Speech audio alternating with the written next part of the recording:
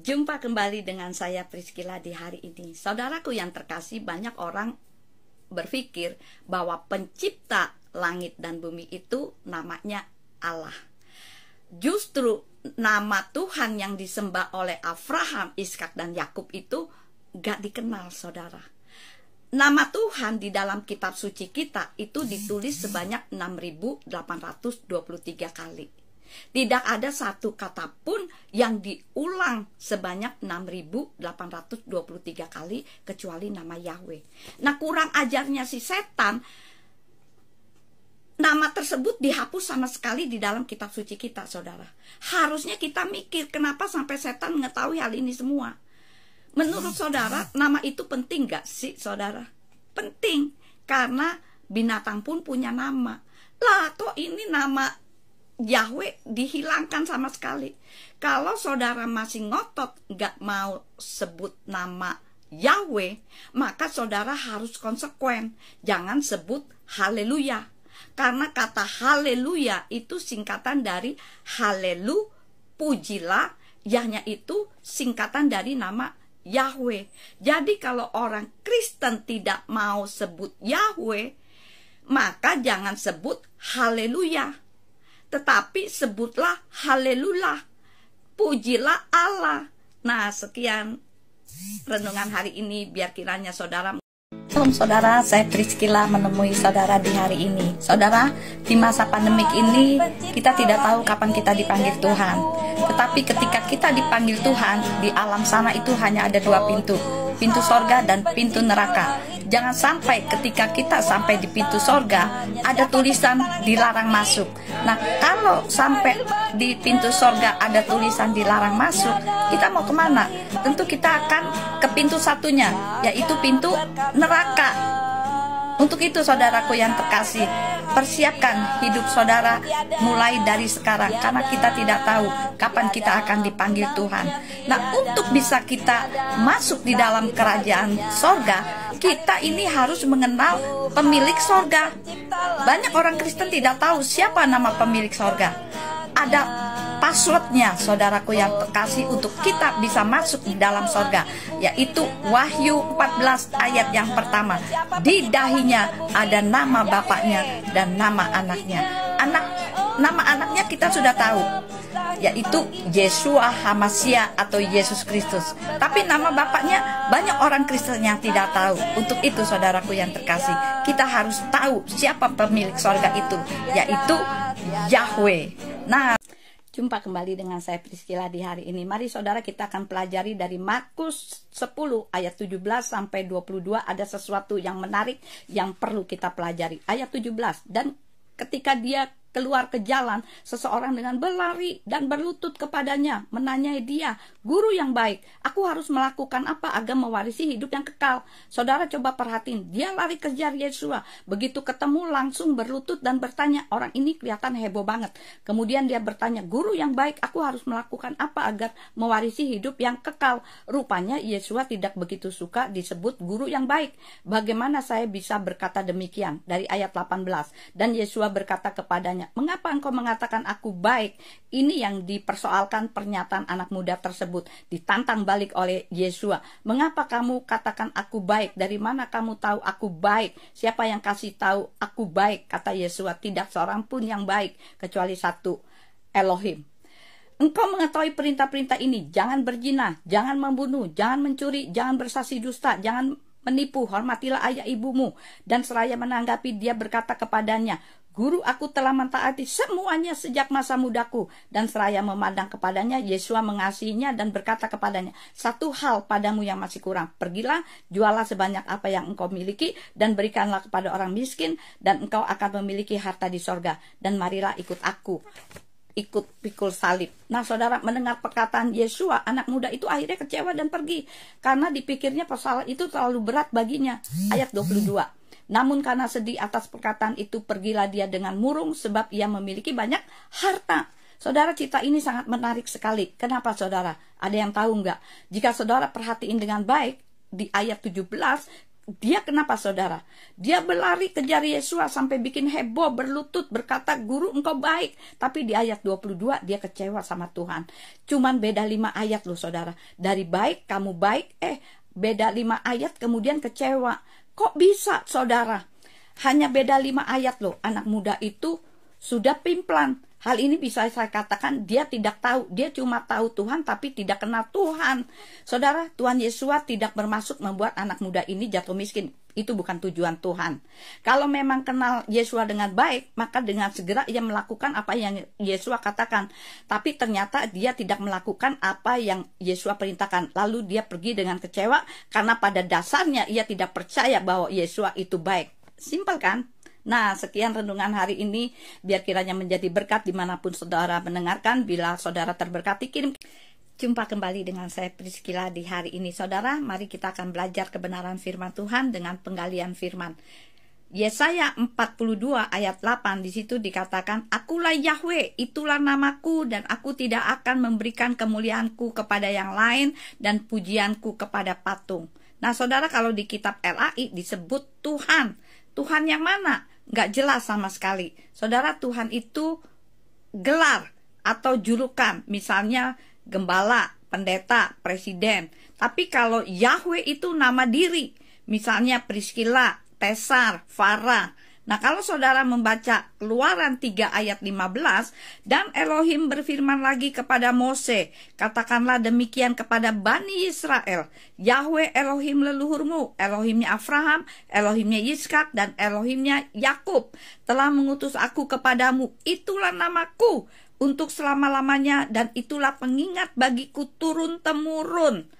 Tapi kita tidak bisa menyalahkan siapa-siapa, karena sutradara di belakang ini semua adalah si setan. Saudara percaya nggak kalau sutradara semua ini adalah setan? Kalau saudara membaca Kejadian 1, Kejadian 2, Kejadian 3, dan 4 itu progresif. Di Kejadian 1 ditulis Elohim, jadi secara umum, belum secara personal. Nah, di Kejadian 2 saudara akan membaca Lord God, Lord God. Lord itu dalam teks aslinya yaitu Yahweh. God itu dalam teks aslinya adalah Elohim. Lalu di Kejadian 3, Kejadian 4 itu hanya nama saja. Kalau saudara membaca dalam Kejadian 4, Yahweh, Yahweh, berarti ini progresif. Pencipta secara umum, pencipta yang ada nama aja, jadi lebih personal. Coba saudara perhatikan cara setan menggoda Hawa. Setan tidak mengekspos di Kejadian 3, tidak mengekspos nama Yahweh. Dalam Kejadian 3 ayat 1b, setan cuma ngomong apa? "Benarkah Elohim berfirman bahwa semua pohon buahnya di taman ini tidak boleh engkau makan?" Nah, Hawa di sini hanyut, tidak menyebut Hawa juga. Dia hanya menyebut Elohim, Elohim aja. Jadi ketika mempelajari ini, memang betul-betul setan tidak ingin nama Yahweh muncul. Nah, sekian renungan hari ini, biar kiranya menjadi berkat. Dan apabila saudara terberkati, kirim-kirim kepada yang lain, sehingga orang lain pun akan menerima berkat melalui renungan hari ini. Dan jangan lupa follow TikTok Priscilla. Tuhan Yesus memberkati.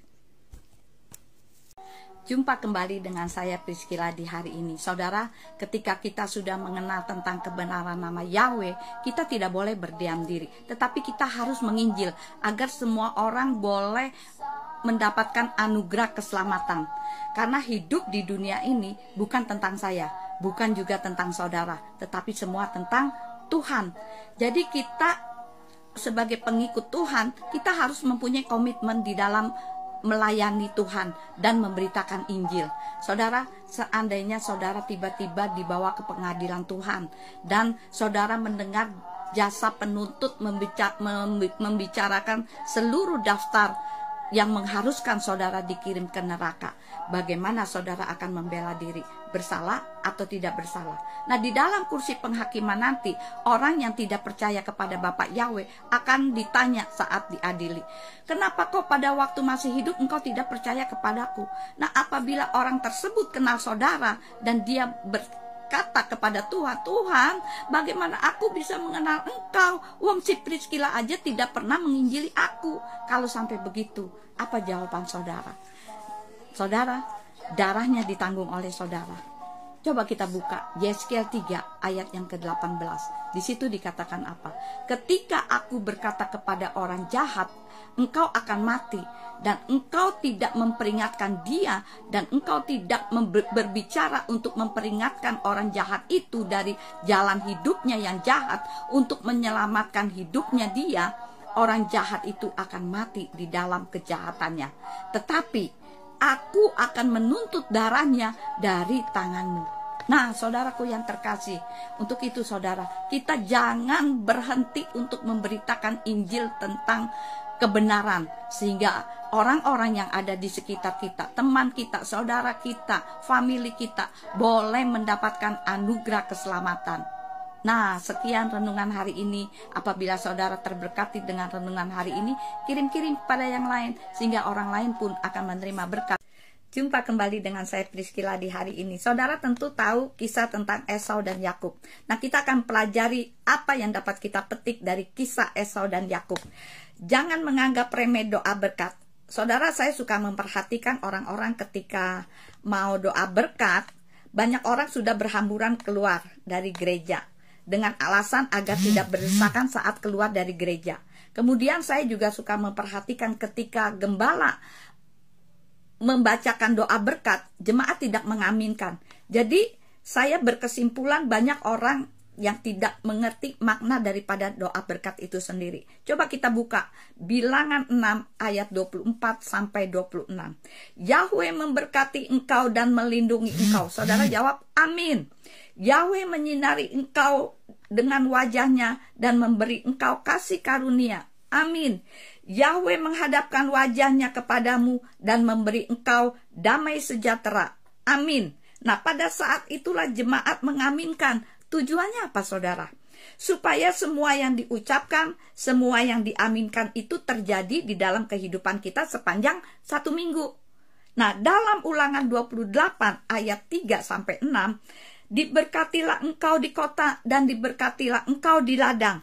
Amin. Itu yang harus terjadi di dalam kehidupan kita, saudara.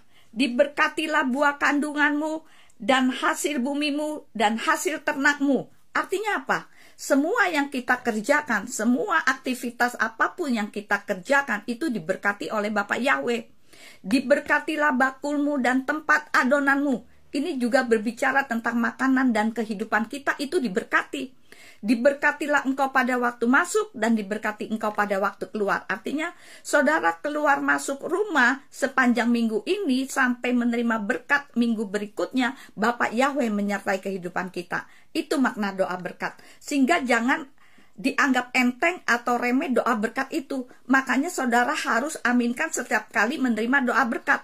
Itu sebabnya kenapa Esau sampai timbul kebencian terhadap Yakub adiknya, karena dia sudah menganggap enteng doa berkat itu sendiri. Jadi kita jangan main-main dengan yang namanya doa berkat.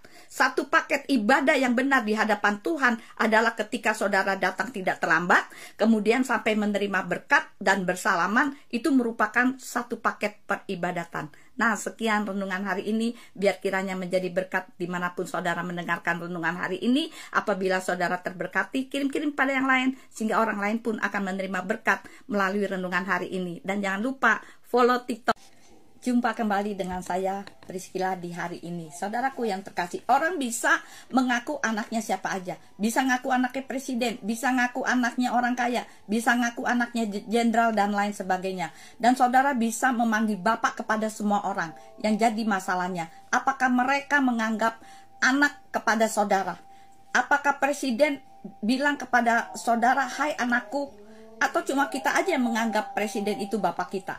Demikian juga dengan Bapak Yahweh. Kita bisa berkata atau semua orang bisa berkata dia adalah Tuhanku. Tetapi yang jadi pertanyaannya, apakah Tuhan juga berkata kepada kita, aku adalah Tuhanmu? Coba kita lihat saudara, Keluaran 3 ayat yang ke-6. Di situ dikatakan, dan lagi dia berfirman, akulah Elohimnya leluhurmu, Elohimnya Abraham, Elohimnya Yitzhak, dan Elohimnya Yakub. Nah, saudara perhatikan, ayat ini sangat sederhana. Apa yang membedakan kenapa Tuhan dalam seluruh kitab selalu dia katakan, aku adalah Elohimnya Abraham, Elohimnya Yitzhak, Elohimnya Yakub. Kenapa Tuhan tidak mengatakan Elohimnya Adam? Bukankah Adam manusia pertama? Mungkin karena kalau Adam tidak jatuh dalam dosa, mungkin juga bisa disebut Elohimnya Adam. Tetapi karena Adam berdosa, dengan aturan mainnya Bapak Yahweh, kehidupan Adam itu begitu-begitu aja dan tidak diceritakan lagi, saudara. Nah, padahal kitab suci juga banyak tokoh-tokoh yang besar, saudara, seperti Henok, Nuh, Yosua, dan lain sebagainya. Tetapi kenapa dikatakan aku Elohimnya Abraham, Elohimnya Yitzhak, dan Elohimnya Yakub? Kenapa, saudara?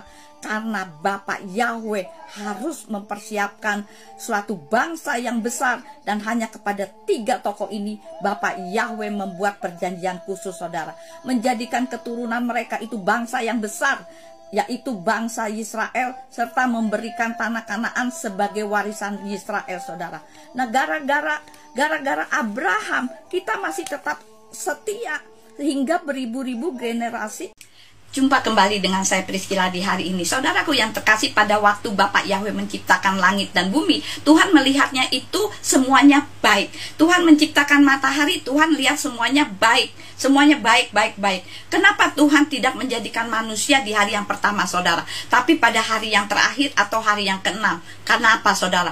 Tuhan mau memberitahukan sebelum manusia ada, aku siapkan terlebih dahulu supaya manusia tidak perlu repot-repot lagi. Tuhan telah siapkan terlebih dahulu sebelumnya. Nah, setelah semuanya beres, baru manusia itu ditaruh. Saudara dapat bayangkan sikap Tuhan tuh seperti itu, saudara. Nah, kenapa Tuhan membentuk manusia pada hari yang ke-6? Supaya manusia itu tidak sombong, saudara. Oh, gue kan tahu pada waktu Bapak Yahweh menciptakan bintang, gue kan tahu pada waktu Bapak Yahweh menciptakan pepohonan dan lain sebagainya. Paham, saudara? Nah, setelah manusia ditaruh, semuanya baik, suasananya kemudian berubah, saudara. Coba baca Kejadian 1 ayat 31. Maka Tuhan melihat segala yang dijadikannya itu sungguh amat baik. Artinya manusia yang ditempatkan itu mempunyai pengaruh. Tadinya baik. Coba kita baca Kejadian 1 ayat yang ke-10. Dan Elohim menyebut yang kering itu daratan, dan kumpulan air itu disebutnya lautan. Elohim melihat bahwa semuanya itu baik. Ayat 12. Dan daratan itu menumbuhkan rerumputan dan berbagai jenis tanaman biji-bijian, serta berbagai jenis pohon buah-buahan yang berbiji, yang menghasilkan buah sesuai jenisnya. Dan Elohim melihat semuanya itu baik. Ayat 18. Dan untuk menguasai siang dan malam, serta untuk memisahkan antara terang dan gelap. Dan Elohim melihat bahwa semuanya itu baik. Baik, saudara. Nah, pada waktu Tuhan menempatkan manusia, di ayat yang ke-31 di situ dikatakan, maka Tuhan melihat segala yang dijadikannya itu sungguh amat baik. Artinya dengan kehadiran manusia itu mempunyai pengaruh, saudara, sehingga semuanya berubah menjadi sungguh amat baik. Jadi saudaraku yang terkasih, kita harus bangga dimiliki oleh Bapak. Jumpa kembali dengan saya Priscilla di hari ini. Saudaraku yang terkasih, walaupun ada orang berkata ada banyak jalan menuju ke Roma, ternyata jalan menuju ke sorga hanya satu dan satu-satunya. Itu pun jalannya sempit. Matius 7 ayat yang ke-13. Jadi saudaraku yang terkasih, password untuk masuk sorga adalah surga atau rumah itu adalah Yahweh. Yesua itu adalah pintunya. Kuncinya adalah kasih. Jadi untuk kita bisa masuk sorga harus tahu nama pemilik sorga. Kuncinya Yesua. Bisa dibayangkan jika password itu berubah, tentu tidak sesuai dengan password yang sudah ditentukan oleh pemilik sorga. Hasilnya tentu ada tulisan dilarang masuk. Yesaya 43 ayat yang ke-11 di situ dikatakan, Akulah Yahweh, dan tidak ada juru selamat selain aku. Nah, bagaimana dengan langkah hidup kita sekarang ini? Awalnya mungkin saudara setia dalam melayani pekerjaan Tuhan, begitu semangatnya, tapi bisa saja ketika mendekati masuk tanah perjanjian, tidak lagi setia. Kita tidak tahu kapan kita akan mati. Anggap saja hari ini adalah hari terakhir hidup kita, sehingga kita harus siap sedia seperti mau mati. Sehingga ketika kita sampai di pintu sorga, jangan sampai ada tulisan dilarang masuk. Matius 7 ayat 21. Bukan setiap orang yang berkata kepadaku, Tuhan, Tuhan, dia akan masuk ke dalam kerajaan surga, melainkan dia yang melakukan kehendak Bapakku yang di surga. Dan pada waktu itu aku akan menyatakan kepada mereka, aku tidak pernah mengenal kamu. Nyala daripadaku, kamu yang mengerjakan kedurhakaan. Jadi saudaraku yang terkasih, jangan sampai ini terjadi di dalam kehidupan kita. Tapi biarlah ketika kita sampai di pintu sorga, di situ ada tulisan welcome, selamat datang. Jadi saudaraku yang terkasih, kenalilah siapa pemilik sorga itu, Yahweh. Nah, sekian renungan hari ini. Bila saudara jumpa kembali dengan saya Priscilla di hari ini. Saudaraku yang terkasih, kenapa Yahweh sampai menghentikan Musa masuk ke tanah perjanjian? Yang pertama, Musa tidak taat. Ketidaktaatan Musa dimulai pada saat bangsa Israel kehausan di padang gurun dan bersungut-sungut kepada Musa dan Harun.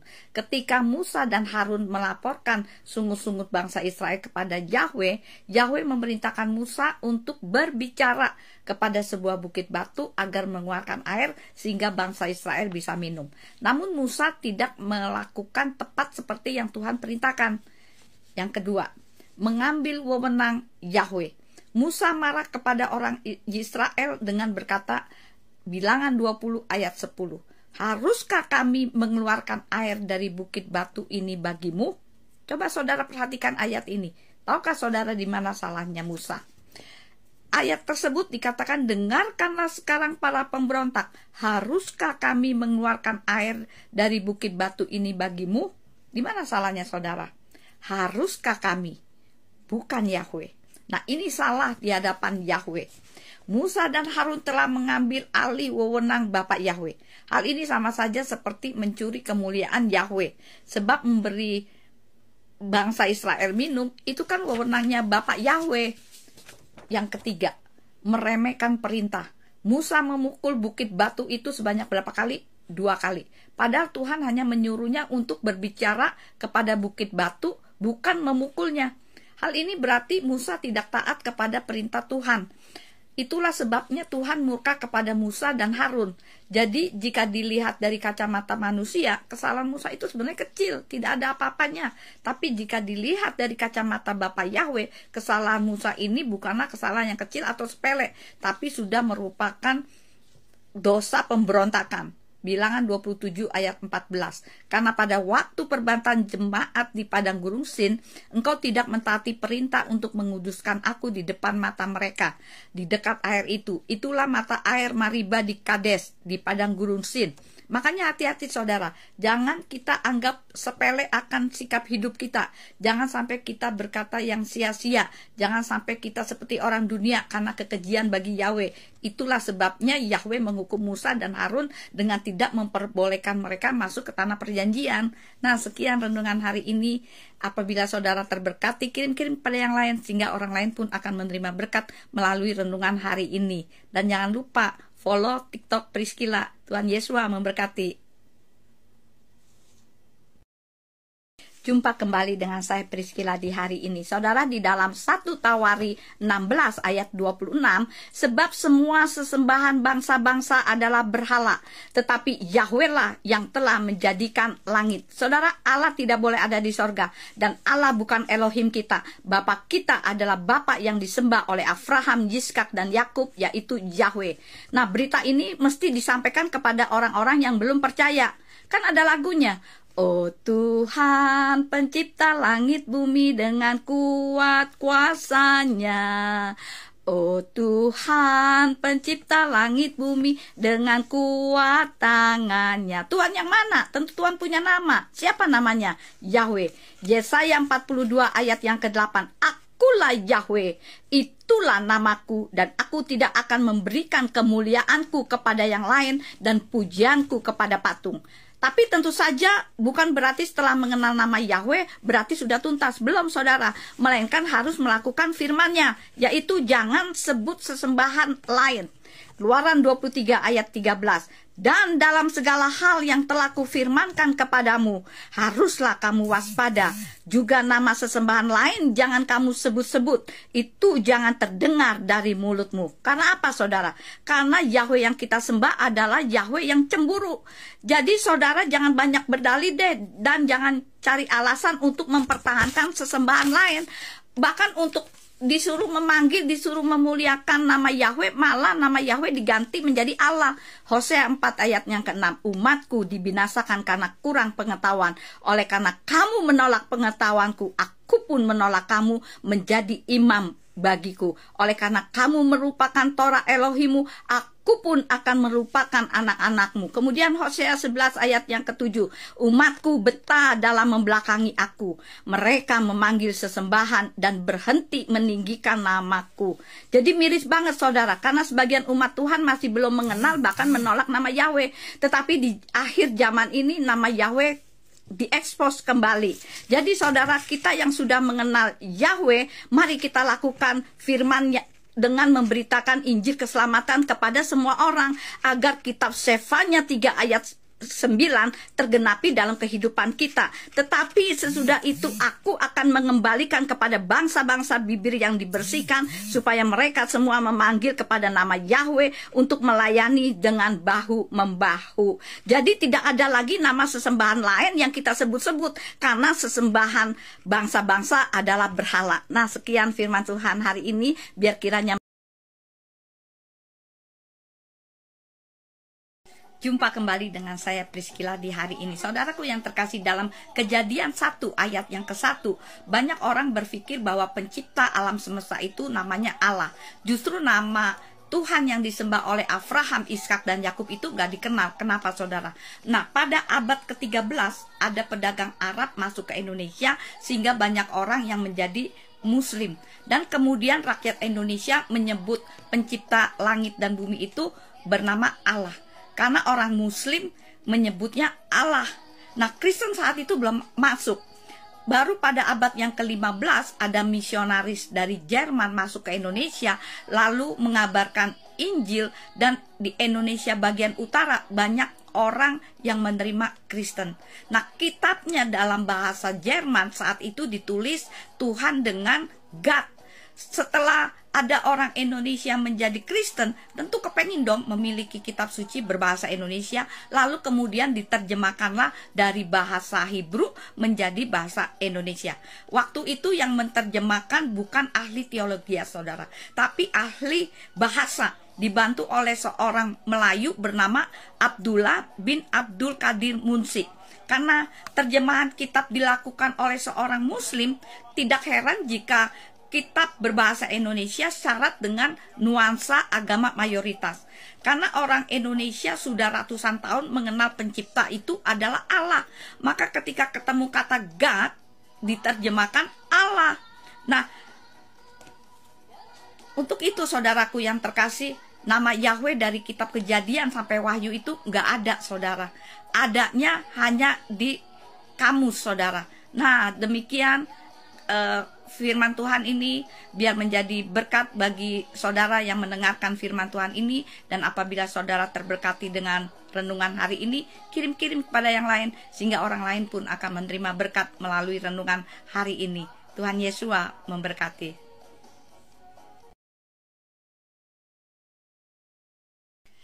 Jumpa kembali dengan saya Priscilla di hari ini. Saudaraku yang terkasih, saya mohon kepada saudara supaya telinga saudara mendengar. Sekalipun seakan-akan suara Tuhan itu kecil, seakan-akan kalah dengan suara negatif di dunia ini, tapi biarlah saudara mendengar suara daripada Bapak Yahweh, bahwa Tuhan yang kita sembah bukan Tuhan yang bisu, bukan Tuhan yang diam, tetapi Dia adalah Elohim yang berfirman. Kenapa saya katakan demikian? Karena di kitab Kejadian, di situ Elohim berfirman. Elohim berbicara ketika Adam dan Hawa ada di Taman Eden. Elohim itu tidak bisu, Dia itu berbicara. Adam dan Hawa, mereka mungkin tidak melihat Bapak Yahweh, tetapi mereka mendengar. Jadi yang penting saudara itu mendengar. Kenapa saudara? Kejadian 3 ayat yang ke-8 menjelaskan kepada kita, ketika mereka mendengar bunyi langkah Yahweh, mereka itu mendengar, karena Tuhan selalu berbicara. Jadi Tuhan yang kita sembah itu Tuhan yang berbicara. Yohanes 1 ayat 1, pada awalnya ada firman, dan firman itu ada bersama Elohim, dan firman itu adalah Elohim. Jadi Elohim adalah firman itu sendiri. Ayat 14-nya, dan firman itu sudah menjadi daging dan berdiam di antara kita, dan kita telah melihat kemuliaannya, yaitu kemuliaan sebagai yang tunggal dari Bapa, penuh anugerah dan kebenaran. Jadi saudaraku yang terkasih, Tuhan itu berbicara, Tuhan itu berfirman kepada saudara. Sekarang yang jadi pertanyaannya saudara, apakah saudara mau mendengarkan suara Tuhan berbicara melalui firman-Nya atau tidak? Nah, kita ini sudah dewasa, sudah bisa. Jumpa kembali dengan saya Priscilla di hari ini. Saudaraku yang terkasih, Hosea 11 ayat yang ke-7, umatku betah dalam membelakangi aku, mereka memanggil kepada sesembahan dan berhenti meninggikan namaku. Dan sejarah mencatat ini sudah berlangsung sekian lama, memanggil kepada sesembahan lain dan berhenti meninggikan nama Yahweh. Ada orang yang berkata demikian, sekian lama aku memanggil Allah, toh aku diberkatin. Kalau hal ini diukur dari berkat, orang yang tidak percaya Tuhan pun mungkin lebih kaya daripada kita. Apakah mereka benar? Kebenaran tidak diukur dari tolak ukur berkat, karena setan pun bisa melakukan hal-hal yang ajaib. Ada lagi yang berkata, yang penting kan hatiku Priscilla, walau sebut Allah, hatiku kan Yesua. Tetapi firman Tuhan katakan, sebab atas dasar perkataanmu kamu akan dibenarkan, dan atas dasar perkataanmu kamu akan dipersalahkan. Matius 12 ayat yang ke-37. Mana bisa saudara berkata, pokoknya hatiku, pokoknya mulutku sebut Allah, tetapi hatiku tertuju kepada Tuhan. Jika saudara memuji Allah atau sesembahan yang lain, tapi hati saudara kepada Yesua, bisa nggak sih saudara? Nggak bisa saudara. Mazmur 102 ayat yang ke-13. Namun engkau ya Yahweh akan bersemayam untuk selama-lamanya, dan ingatan akan turun-temurun. Jika saudara menyimak di kitab suci, dalam kitab Kejadian, Keluaran, Yesaya, Yeskiel, Mazmur, nama-nama itu tetap turun-temurun. Tetapi kenapa kok hilang? Karena di Kejadian 3 memang diusahakan disimpan, tidak diekspos di depan. Yeremia 33 ayat yang ke-3, berserulah kepadaku, maka aku akan menjawab engkau dan memberitahukan perkara-perkara besar yang tidak dapat dimengerti, yang tidak engkau ketahui. Nah, saudaraku yang terkasih, di kitab itu dikatakan berserulah kepadaku. Jumpa kembali dengan saya Priscilla di hari ini. Saudaraku yang terkasih, dalam sidang gugatan LAI ditampilkan saksi ahli dari tergugat. Sebelum ditanya untuk bersaksi, maka saksi ahli tersebut ditanya oleh majelis hakim apakah mau berjanji atau bersumpah. Dijawab oleh saksi ahli, terserah, boleh berjanji, boleh bersumpah. Maka diambillah bersumpah. Padahal firman Tuhan jelas dikatakan, jika ya hendaklah katakan ya, jika tidak hendaklah katakan tidak. Apa yang lebih daripada itu berasal dari si setan. Matius 5 ayat yang ke-37. Nah, dalam kesaksiannya ditanya apakah bisa berbahasa Hebrew, dijawab bisa. Karena bisa, maka diminta untuk membaca kitab Yesaya 42 ayat yang ke-8. Aku ini Yahweh, itulah namaku. Pada saat membaca Yahweh, dibacalah dengan Adonai. Maka pengacara penggugat menyuruh membacanya kembali apa yang tertulis di dalam kitab itu. Dijawab Yahweh. Dikatakan dalam penulisannya memang Yahweh, tapi pengucapannya Adonai. Mana bisa hal itu terjadi, saudara? Tulisannya Yahweh yang keluar dari mulut dengan kata Adonai. Itulah maka firman Tuhan katakan, umatku betah membelakangi aku, mereka memanggil kepada Baal dan berhenti meninggikan namaku. Hosea 11 ayat yang ke-7. Nah, dari jawaban yang dipaparkan oleh saksi ahli tergugat, terlihat dia tidak menguasai materi, tidak dapat membedakan mana sebutan mana nama diri. Pertanyaan simpel iman kekristenan dari mana aja tidak bisa dijawab dengan benar. Dengan kejadian ini membuktikan bahwa Bapa Yahweh tidak akan mempermalukan dirinya sendiri. Kebenaran pasti akan terungkap dan tidak bisa dibendung, saudara. Firman Tuhan katakan dalam Keluaran 9 ayat yang ke-16, akan tetapi inilah sebabnya aku membiarkan kamu hidup, yakni supaya memperlihatkan kepadamu kekuatanku dan supaya namaku dimasyhurkan di seluruh bumi. Nah, saudara, dengan kejadian di atas membuktikan bahwa untuk mengenal nama Yahweh tidak semudah membalikan telapak tangan. Ini semua karena anugerah. Untuk itu, saudara, janganlah bebal atau mengeraskan hati. Akui saja bahwa memang benar Bapak Yahweh itu adalah pencipta langit dan bumi. Sebab jika kita sengaja berbuat dosa sesudah memperoleh pengetahuan tentang kebenaran, maka tidak akan ada lagi korban untuk menghapus dosa tersebut. Ibrani 10 ayat yang ke-26. Nah, sekian renungan hari ini. Biar kiranya menjadi berkat dimanapun saudara mendengarkan. Apabila saudara terberkati, kirim-kirim pada yang lain. Jumpa kembali dengan saya Priscilla di hari ini. Saudaraku yang terkasih, kasih itu menghapuskan. Matius 6 ayat 14 sampai dengan ke-15. Sebab jika kepada manusia kamu mengampunkan kesalahan-kesalahan mereka, Bapa surgawimu pun akan mengampunkan kepadamu. Namun jika kepada manusia kamu tidak bisa mengampunkan kesalahan-kesalahan mereka, maka Bapamu pun tidak akan mengampunkan kesalahan-kesalahanmu. Nah, saudaraku yang terkasih, ada seorang gadis kecil pergi ke sebuah toko membeli banyak pensil dan penghapus. Penjaga toko ini sempat heran kenapa gadis ini hanya membeli pensil dan penghapus tanpa membeli sebuah buku. Penjaga toko itu kemudian bertanya, mengapa engkau membeli banyak pensil dan penghapus? Mengapa engkau tidak membeli bukunya? Gadis kecil itu tersenyum dan menjawab, aku sangat membutuhkan pensil dan penghapus karena aku hanya cukup memiliki 1 lembar kertas saja. Kertas itu adalah hatiku. Bila ada orang yang menyakiti aku, akan kutulis semua apa yang dia perbuat, dan bila sudah penuh maka aku akan menghapusnya sehingga tidak ada dendam lagi di hatiku. Penjaga toko ini sempat kebingungan, saudara. Apa yang kau tulis sih? Bukankah dengan engkau menulisnya, engkau akan selalu mengingat kesalahan orang itu? Nah, sekali lagi gadis kecil ini menjawab, aku akan menuliskan nama dan apa yang orang itu perbuat kepadaku. Aku akan selalu mengingatnya agar tidak lupa. Setiap malam aku berdoa untuknya. Karena kasih itu menghapuskan segala sesuatu yang jahat. Kasih itu mampu mengubah kutuk menjadi berkat. Kasih itu mampu memulihkan hati yang terluka. Karena kasih yang sesungguhnya adalah berasal daripada Bapak Yahweh. Tetapi yang terutama, saudara, kasihilah sungguh-sungguh seseorang terhadap yang lain, sebab kasih itu menutupi banyak sekali kesalahan.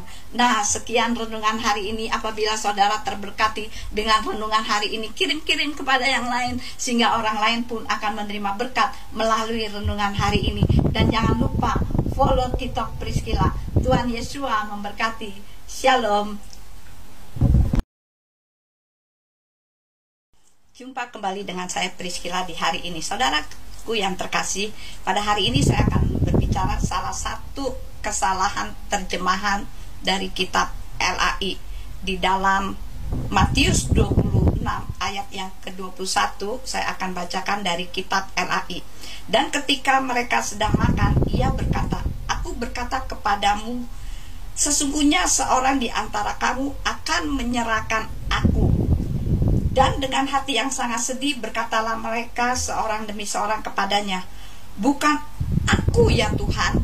Perhatikan saudara, bukan aku ya Tuhan.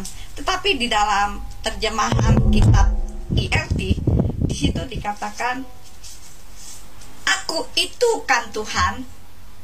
Nah, saudara, kalau kita lihat dari terjemahan LAI, itu artinya bukan Yudas yang mengkhianati Tuhan Yesua. Karena di situ dikatakan, bukan aku kan Tuhan. Tuhan Yesua jawab, ya seperti yang engkau katakan. Berarti firman Tuhannya salah dong. Kenyataannya Yudas yang berkhianat. Tapi kalau di terjemahan kitab IRT Di situ dikatakan, aku ini kan Tuhan, ya seperti yang engkau katakan. Nah, saudaraku yang terkasih, itu salah satu kesalahan terjemahan dari kitab LAI, saudara. Untuk itu, saudaraku yang terkasih, kita di dalam beriman kepada Tuhan, sebaiknya kita jangan tergantung dari kitab terjemahan, saudara. Tetapi kita perlu menyelidiki kebenaran itu sendiri dari bahasa aslinya, saudara. Karena di dalam bahasa asli kitab suci tidak ada kata Allahnya, saudara. Untuk itu, saudaraku yang terkasih, biarlah saudara akan dibukakan penyingkapan kebenaran tentang nama Bapa Yahweh di dalam Yeshua HaMashiach. Nah, sekian renungan hari ini. Jumpa kembali dengan saya Priscilla di hari ini. Saudaraku yang terkasih, slogan dunia mengatakan hidup ini cuma sekali. Jadi mumpung masih sehat, mumpung masih banyak duit, pergunakan kesempatan ini untuk bersenang-senang. Bagaimana dengan prinsip hidup kita sebagai orang percaya kepada Tuhan? Kalau dikatakan hidup ini adalah kesempatan, apakah kita juga memiliki prinsip hidup yang sama seperti orang dunia pada umumnya? Nah, saudara, memang benar hidup ini adalah kesempatan. Tapi bagi orang percaya, kesempatan yang dimaksud adalah kesempatan untuk berjuang supaya kita memiliki standar hidup seperti yang Tuhan kehendaki. Standar hidup yang Tuhan kehendaki itu seperti apa sih, saudara? Yang pertama, hidup dalam kekudusan. Yang kedua, hidup dalam kebenaran. Artinya kesempatan hidup yang kita miliki untuk dipertaruhkan hanya untuk hal tersebut, kekudusan dan hidup benar. Kenapa demikian, saudara? Karena kita harus sadar bahwa tidak ada kesempatan hidup kedua kali, saudara. Sebab kesempatan hidup di muka bumi ini hanya sekali. Bahkan kesempatan itu sangat singkat waktunya. Firman Tuhan katakan hanya 70 tahun. Tidak ada manusia yang tahu berapa umurnya. Tanpa kita sadari, orang-orang terdekat kita satu persatu dipanggil Tuhan meninggalkan dunia ini. Apa yang harus kita lakukan ketika Tuhan masih memberi kesempatan kepada kita untuk masih hidup di muka bumi ini? Sebuah kesempatan tidak akan terjadi untuk kedua kalinya. Walaupun ada kesempatan lain, namun untuk kesempatan yang sama tidak akan pernah terulang kembali di dalam kehidupan kita. Persoalannya sekarang, saudara, rentang waktu 70 tahun masa hidup kita di muka bumi ini belum tentu kita dapat capai, saudara. Sebab seberapa lama kita diberi kesempatan hidup oleh Tuhan di muka bumi ini, kita tidak tahu, saudara. Itulah kenapa kita harus memulai menyadari bahwa hidup ini adalah kesempatan untuk kita mengubah diri kita, kesempatan untuk berjuang mempersiapkan masa depan kita di kekekalan nanti. Kalau kita tidak memanfaatkan kesempatan ini dengan sebaik-baiknya, maka di balik kematian nanti kita pasti akan menyesal. Itulah kenapa firman Tuhan katakan umur kami 70 tahun dan jika masih ada kekuatan 80 tahun. Tetapi kebanggaannya adalah susah payah dan kesia-siaan, karena itu segera berlalu dan kami melayang lenyap. Mazmur 90 ayat yang ke-10. Jadi saudaraku yang terkasih, pergunakan kesempatan hidup yang diberikan kepada Tuhan untuk hidup dalam kekudusan, hidup dalam kebenaran, dan memuliakan Tuhan. Nah, sekian renungan hari ini, biar kiranya menjadi berkat dimanapun saudara mendengarkan. Bila saudara terberkati, kirim. Jumpa kembali dengan saya Priscilla di hari ini. Saudaraku yang terkasih, setiap huruf Ibrani itu ada artinya, saudara. Yod, he, waw, he. Artinya apa? Yod artinya tangan terbuka. He artinya lihatlah. Wow artinya paku. He artinya lihatlah. Jadi kalau dirangkum itu artinya lihatlah tangan terbuka, lihatlah pakunya. Siapa itu, saudara? Yeshua HaMashiach. Nah, ketika saya tahu pemahaman ini, saya merenung, Tuhan, aku ambil sendiri atau aku sampaikan kepada jemaat?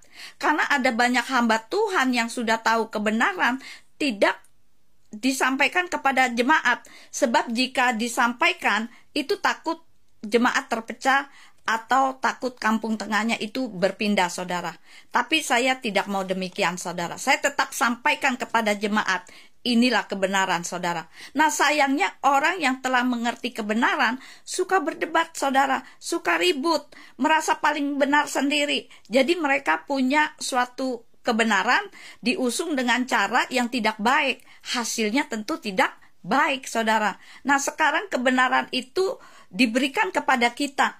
Kita tahu kebenaran, hayo diusung dengan cara yang baik, dan hasilnya akan ada pemulihan nama yang sesungguhnya, saudara. Yesaya 39 ayat yang ke-7 dikatakan, aku akan memperkenalkan nama kudusku di tengah-tengah umatku Yisrael, dan aku tidak akan membiarkan nama kudusku dicemarkan lagi, dan bangsa-bangsa akan mengetahui bahwa akulah Yahweh yang Maha Kudus ada di Israel. Jumpa kembali dengan saya Priscilla di hari ini. Saudaraku yang terkasih, Yusuf adalah contoh seorang manusia yang sangat mengalami banyak penderitaan di dalam hidupnya. Kenapa, saudara? Nanti saudara baca Kejadian 37, di mana diceritakan kecemburuan daripada saudara-saudaranya karena Yusuf disayang oleh ayahnya. Dalam mimpinya kemudian membuat dirinya menjadi sangat dibenci oleh 10 saudara-saudaranya. Kemudian saudara-saudaranya merencanakan untuk membunuh Yusuf. Singkat cerita, kehidupan Yusuf itu berubah total, saudara. Yusuf diangkat pada posisi yang sangat luar biasa, orang nomor 2 di Mesir, saudara. Yusuf punya otoritas yang sangat tinggi dan hanya setingkat di bawah Raja Firaun, saudara. Kitab suci mencatat dia berbuat hal yang sangat luar biasa yang membuat rakyat Mesir itu tidak mati kelaparan pada musim kelaparan yang berkepanjangan, saudara. Yusuf membuat negara Mesir itu bertahan, bahkan negara Mesir itu sangat diberkati, saudara.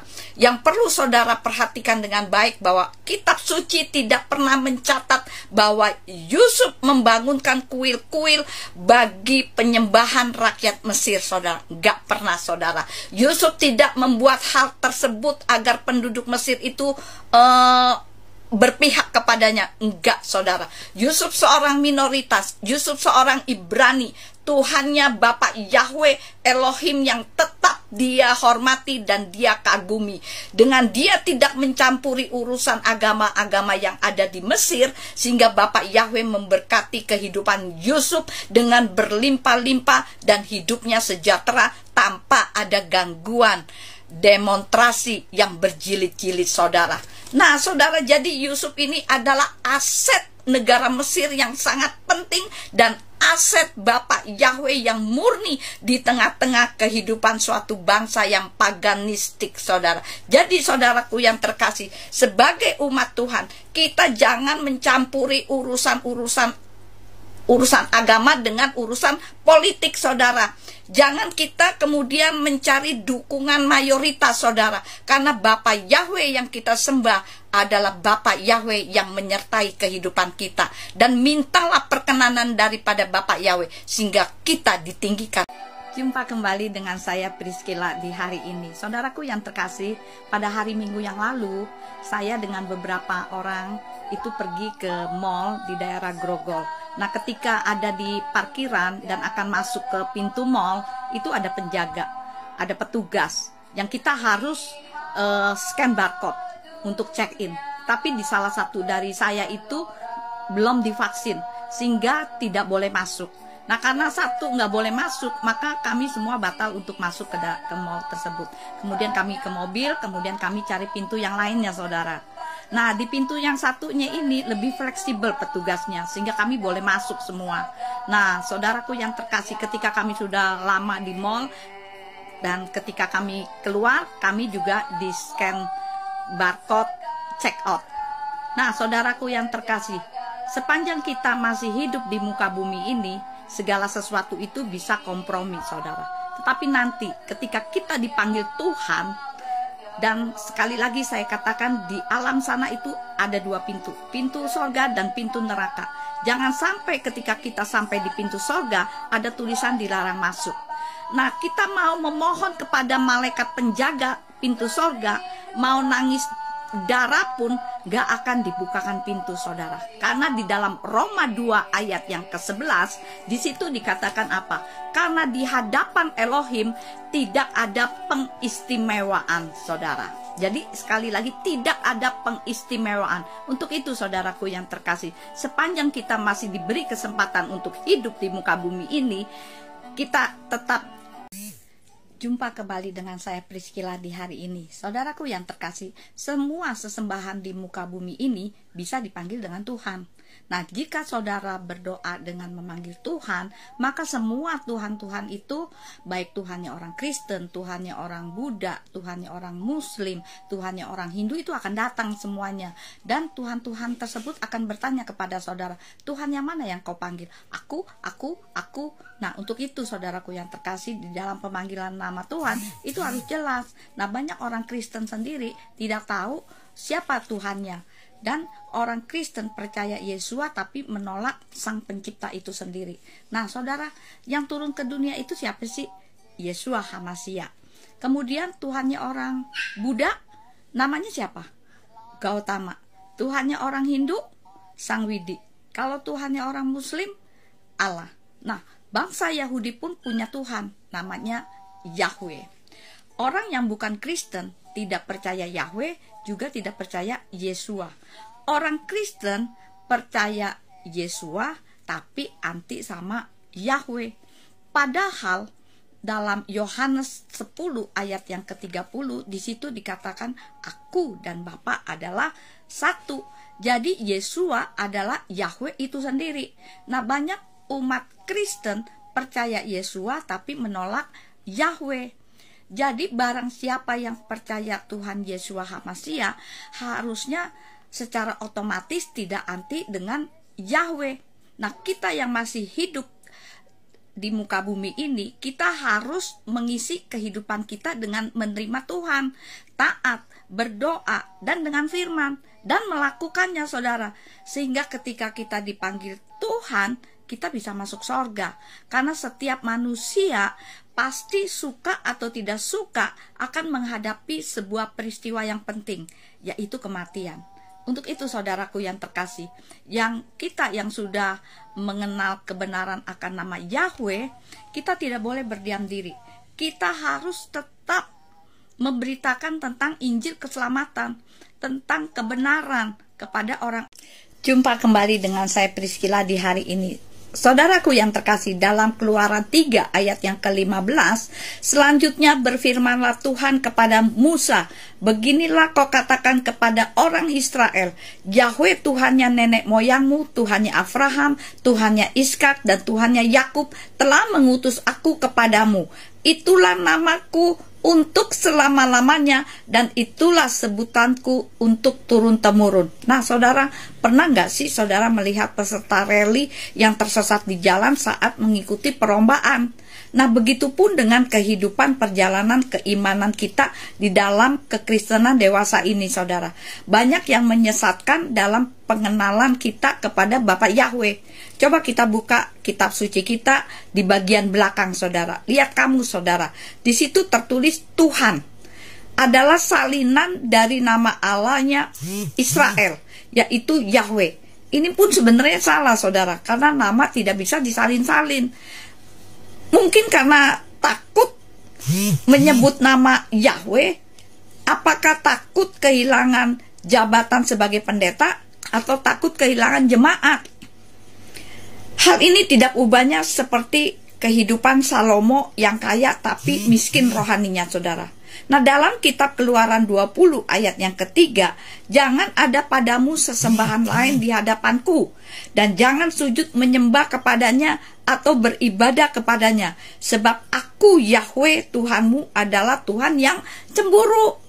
Hosea 11 ayat yang ke-7, umatku betah membelakangi aku, mereka memanggil kepada Baal dan berhenti meninggikan namaku. Nah, saudaraku yang terkasih, jangan mengeraskan hati.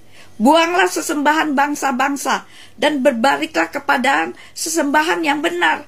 Yahweh lah satu-satunya Elohim pencipta langit dan bumi. Sembah Dia, saudara, karena jelas dan pasti sesembahan kita adalah Yahweh. Tidak ada kata terlambat, saudara, untuk memulai menyembah kepada kebenaran. Sebab semua sesembahan bangsa-bangsa adalah berhala. Untuk itu, saudaraku yang terkasih, sembahlah pencipta langit dan bumi yang benar, yaitu Yahweh.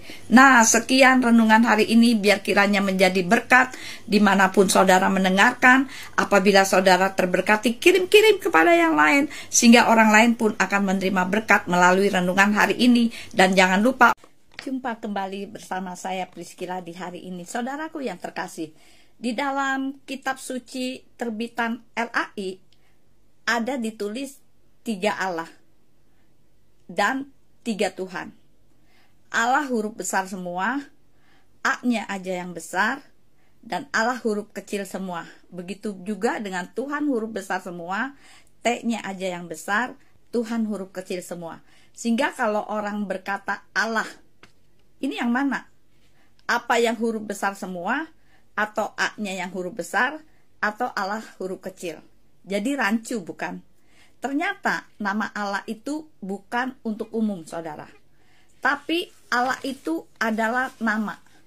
Nah, berarti sekian lama kita ini meminjam ratusan tahun nama Allah milik orang Muslim dan gak dikembali-kembalikan. Berarti yang salah siapa, saudara? Kita. Lalu kemudian ada orang yang menggali dalam bahasa aslinya, ternyata tidak ada nama Allah, tapi adanya Yahweh yang disembah oleh Abraham, Ishak, dan Yakub. Jadi siapa nama pencipta langit dan bumi yang disembah oleh Abraham, Ishak, dan Yakub? Yahweh. Nah, nama Yahweh ditulis dalam PL itu sebanyak 6.823 kali dari Kejadian sampai Malaki. Berarti penghapusan nama Yahweh itu sebanyak 6.823 kali, dan tinggal satu aja di kitab LAI, yaitu di kamus. Padahal yang harus umat Kristen pahami bahwa kitab suci yang kita miliki itu berasal dari bangsa Yahudi, bukan dari Arab. Seperti yang dikatakan Yohanes 4 ayat 22. Keselamatan itu berasal dari bangsa Yahudi. Nah, demikian renungan hari ini agar saudara mengetahui, dan apabila saudara terberkati dengan renungan hari ini, kirim-kirim pada yang lain sehingga orang lain pun menerima berkat melalui renungan hari ini. Dan jangan lupa saudara follow TikTok Priscilla. Tuhan Yesus memberkati.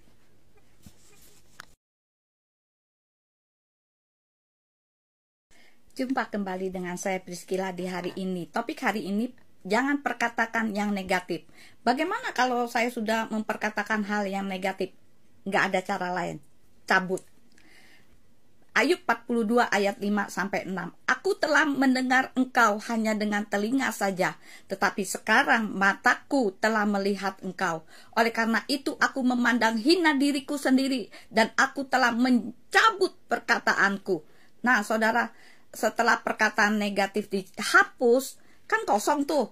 Nah, harus diisi, saudara. Yeremia 1 ayat 9-10. Dan Yahweh meletakkan tangannya dan menyentuh mulutku. Dan Yahweh berfirman kepadaku, lihatlah, aku telah menaruh firmanku di mulutmu.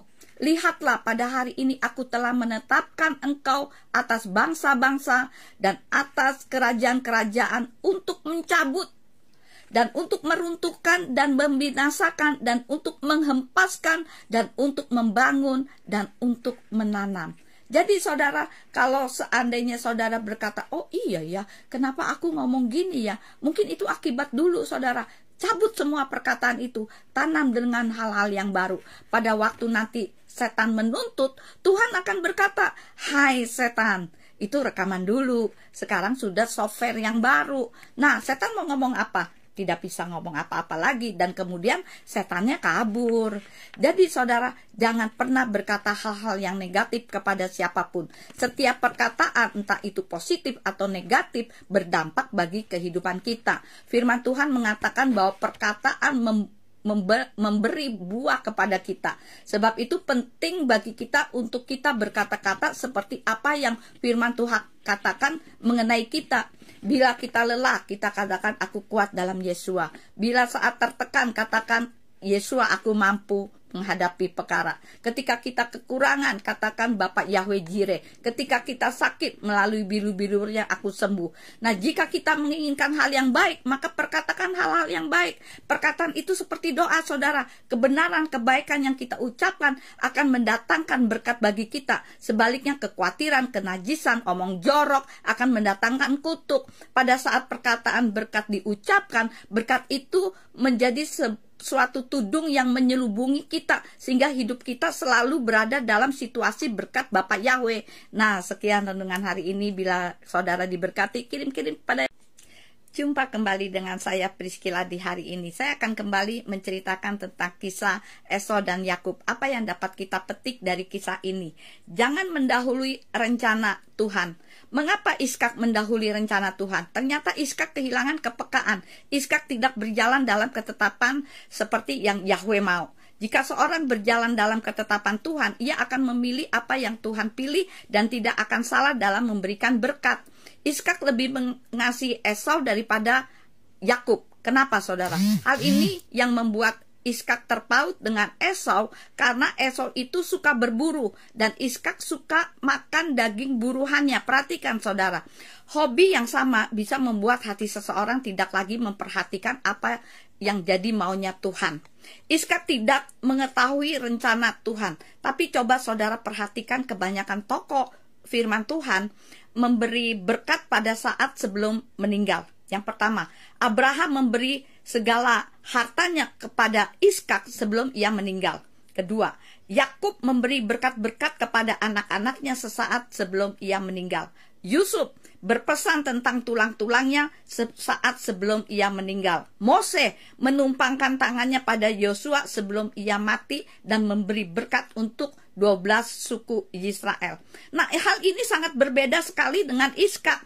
Iskak memberkati Yakub. Jika nanti saudara baca ayat Kejadian 27, dan ia mati diceritakan pada pasal 35 ayat yang ke-29. Coba saudara perhatikan komentar Iskak. Kejadian 27 ayat yang kedua. Dan dia berkata, sekarang aku sudah tua dan tidak mengetahui hari kematianku. Nah, saudara, ternyata jika saudara membaca kisah Iskak, dia matinya itu masih sangat panjang. Sampai nanti Yakub kembali dari pengungsian, lari dari kakak-kakaknya, sampai anak cucunya lahir, Iskak belum mati. Apa akibatnya jika orang-orang pilihan Tuhan tidak sabar menantikan waktu atau saat yang Tuhan tetapkan? Kita kerap sekali tidak sabar, karena Tuhan sudah berfirman, Tuhan sudah janji, kita maunya cepat-cepat. Nah, kalau sudah tersandung-sandung kemudian jatuh, salahkan siapa, saudara? Nah, sekian renungan hari ini, biar kiranya menjadi berkat. Jika saudara terberkati, kirim-kirim kepada yang lain, sehingga orang lain pun akan. Jumpa kembali dengan saya Priscilla di hari ini. Saudaraku yang terkasih, setiap huruf Ibrani itu ada artinya. Yod, he, waw, he. Artinya apa? Yod, tangan terbuka. He, lihatlah. Waw, paku. He, lihatlah. Jadi kalau dirangkum, lihatlah tangan terbuka. Lihatlah pakunya. Siapa itu, saudara? Yeshua HaMashiach. Nah, ketika saya tahu pemahaman ini, saya merenung, Tuhan, aku ambil sendiri atau aku sampaikan ke jemaat. Karena ada banyak hamba Tuhan yang sudah tahu kebenaran tidak disampaikan kepada jemaat. Sebab jika disampaikan, takut jemaat itu pecah atau takut kampung tengahnya itu berpindah. Tetapi saya tidak mau demikian, saudara. Saya tetap sampaikan kepada jemaat karena inilah kebenaran. Sayangnya orang yang telah mengerti kebenaran suka berdebat, saudara, suka ribut, merasa paling benar. Jadi mereka punya satu kebenaran diusung dengan cara yang tidak baik. Hasilnya tentu tidak baik.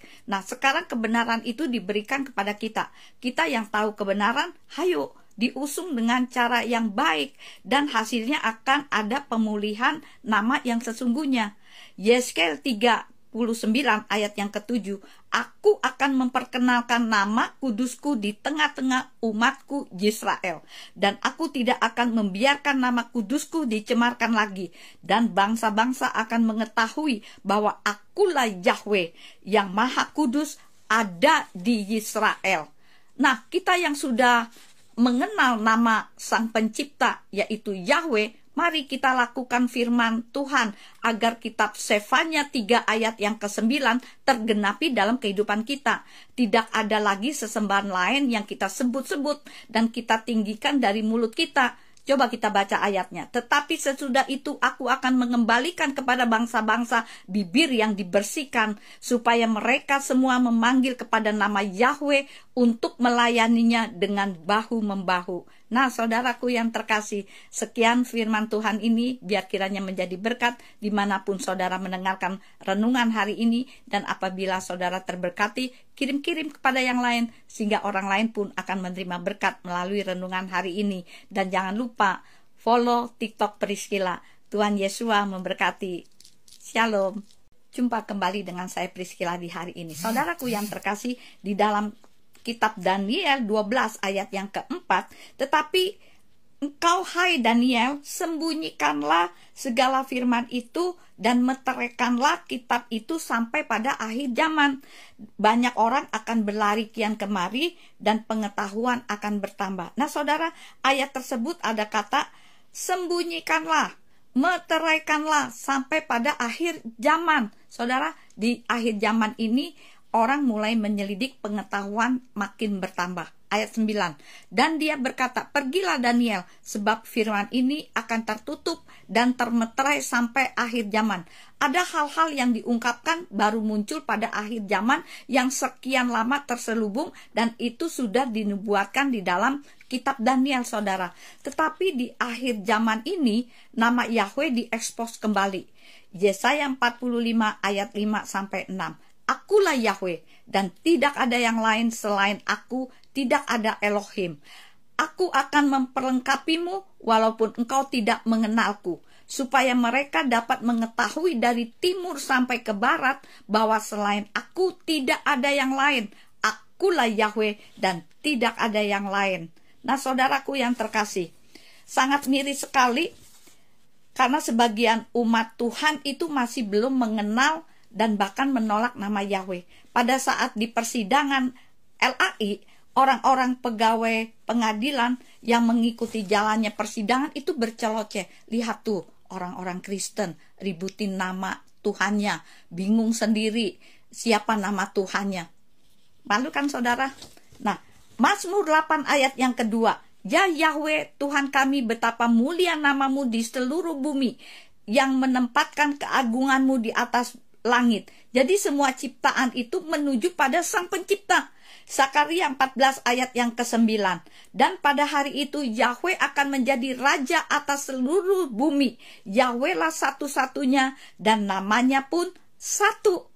Nah, sekian firman Tuhan ini, biar kiranya menjadi berkat dimanapun saudara berada. Dan apabila saudara terberkati dengan renungan hari ini, kirim-kirim kepada yang lain, sehingga orang lain pun akan menerima berkat melalui renungan hari ini. Dan jangan lupa follow TikTok Priscilla. Tuhan Yesus memberkati. Shalom.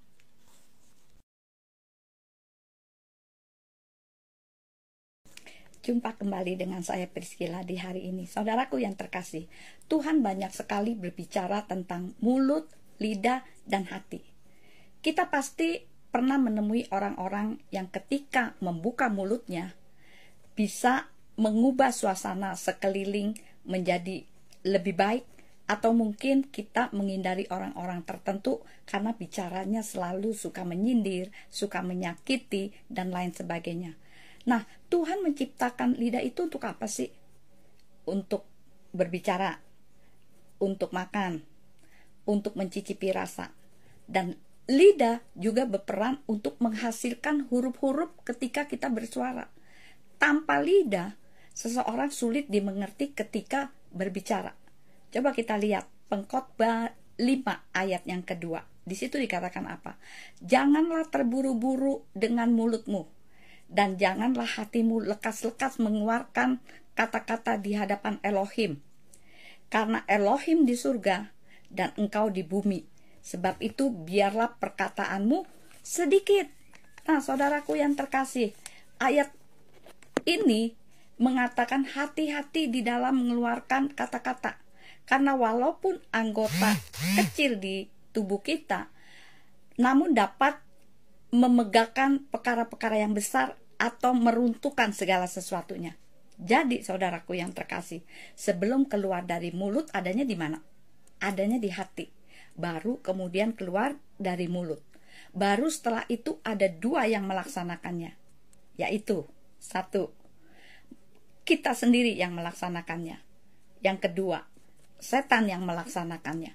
Oleh karena itu saudaraku yang terkasih, hendaklah kata-katamu sedikit, karena jika tidak mampu mengendalikan ucapan, akan mudah terjerumus ke dalam percakapan yang mengarahkan kita kepada dosa. Misalnya, gosip, menceritakan orang lain, perkataan sia-sia, perkataan yang menyakiti. Jumpa kembali dengan saya Priscilla di hari ini. Saudaraku yang terkasih, Musa adalah orang yang dipilih oleh Bapak Yahweh untuk mengeluarkan bangsa Israel dari perbudakan di Mesir. Tapi setelah hampir sampai ke tanah perjanjian, Musa dilarang masuk, saudara. Orang berpikir kesalahan Musa kan hanya kecil. Kok Bapak Yahweh tega sih? Ini bukan kesalahan besar atau kecil, saudara. Sebab Yahweh sudah memberitahukan sebelumnya rambu-rambu yang harus Musa kerjakan, yaitu berbicara, bukan memukul, saudara. Dan peraturan itu datangnya daripada Bapak Yahweh itu sendiri, saudara.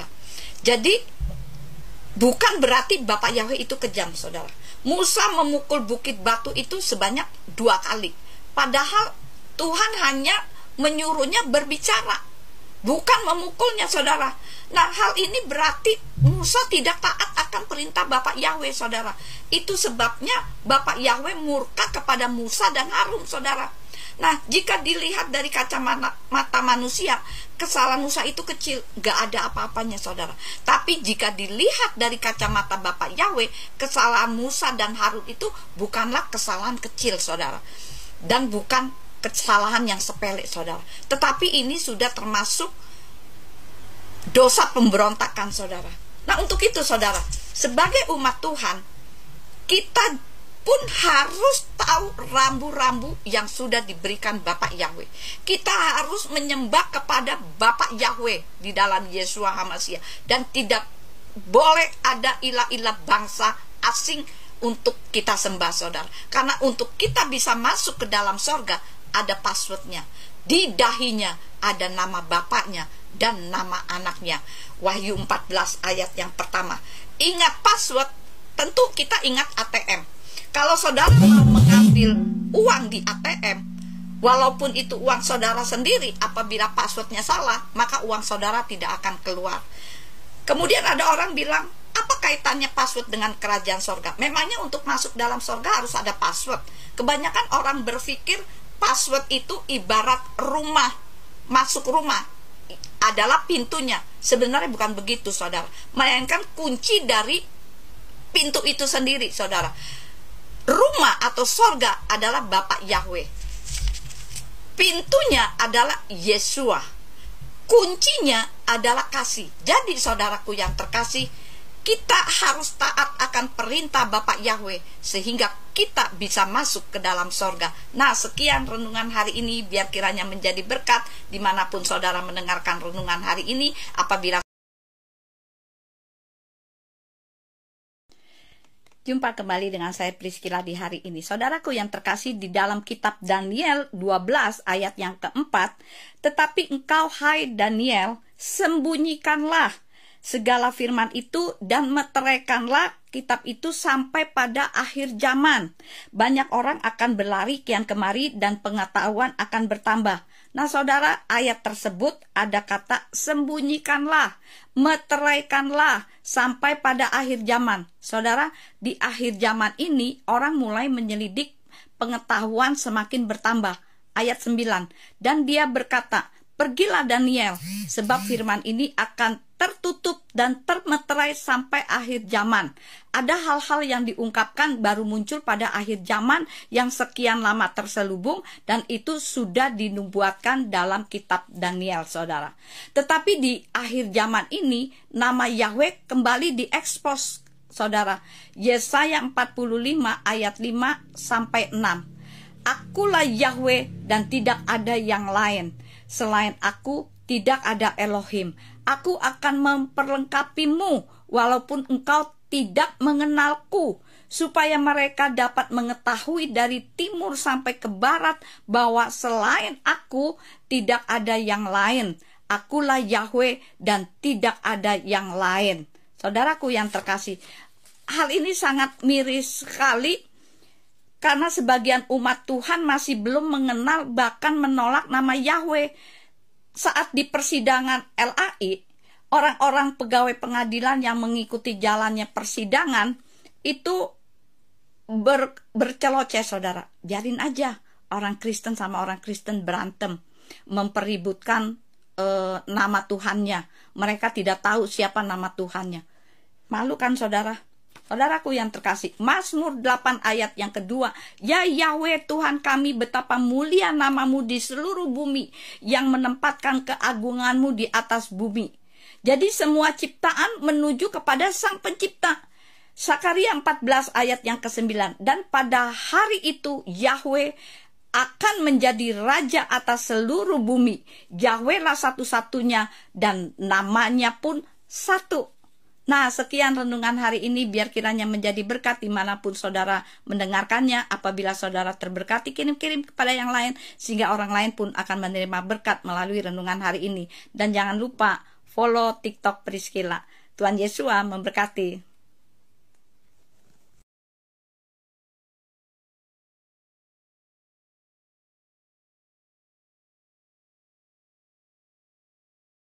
Jumpa kembali dengan saya Priscilla di hari ini. Saudaraku yang terkasih, kekristenan itu berangkatnya dari bangsa Yahudi.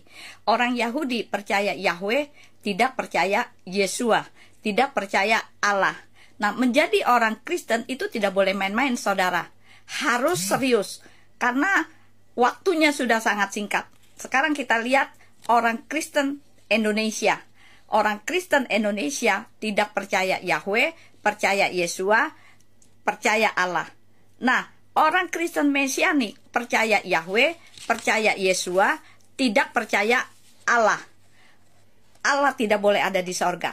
Dan Allah bukan Elohim kita. Bapa kita adalah Bapa yang disembah oleh Abraham, Ishak, dan Yakub, yaitu Yahweh. Nah, berita ini mesti disampaikan kepada orang-orang yang belum percaya bahwa pencipta langit dan bumi itu bernama Yahweh.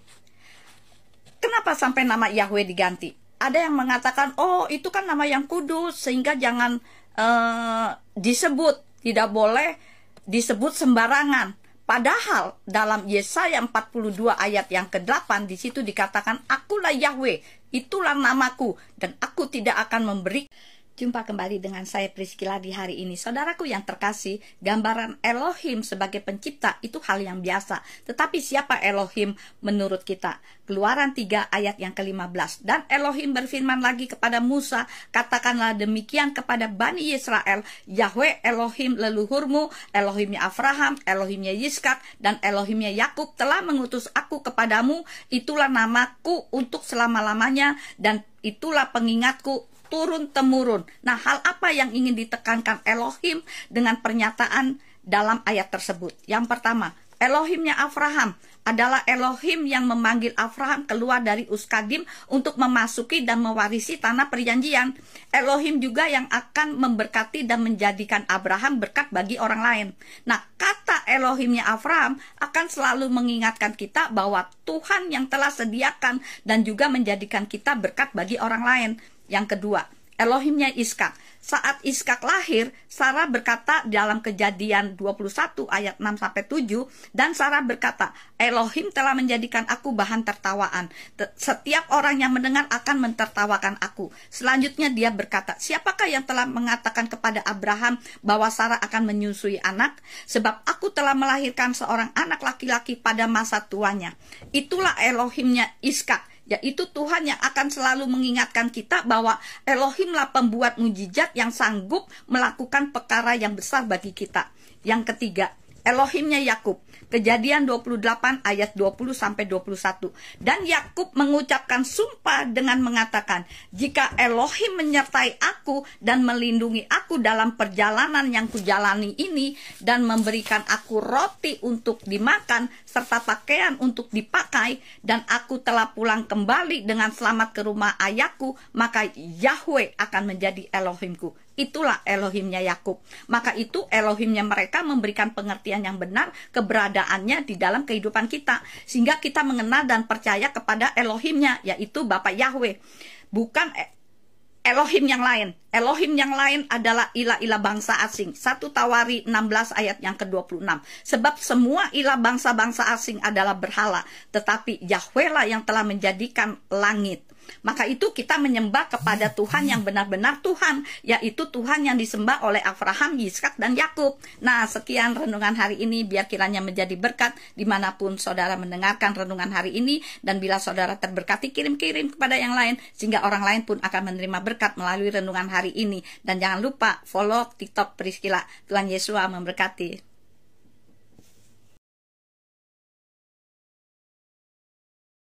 Jumpa kembali dengan saya Priscilla di hari ini. Saudaraku yang terkasih, gambaran Elohim sebagai pencipta itu hal biasa. Tetapi siapa Elohim menurut kita? Coba kita lihat Keluaran 3 ayat yang ke-15.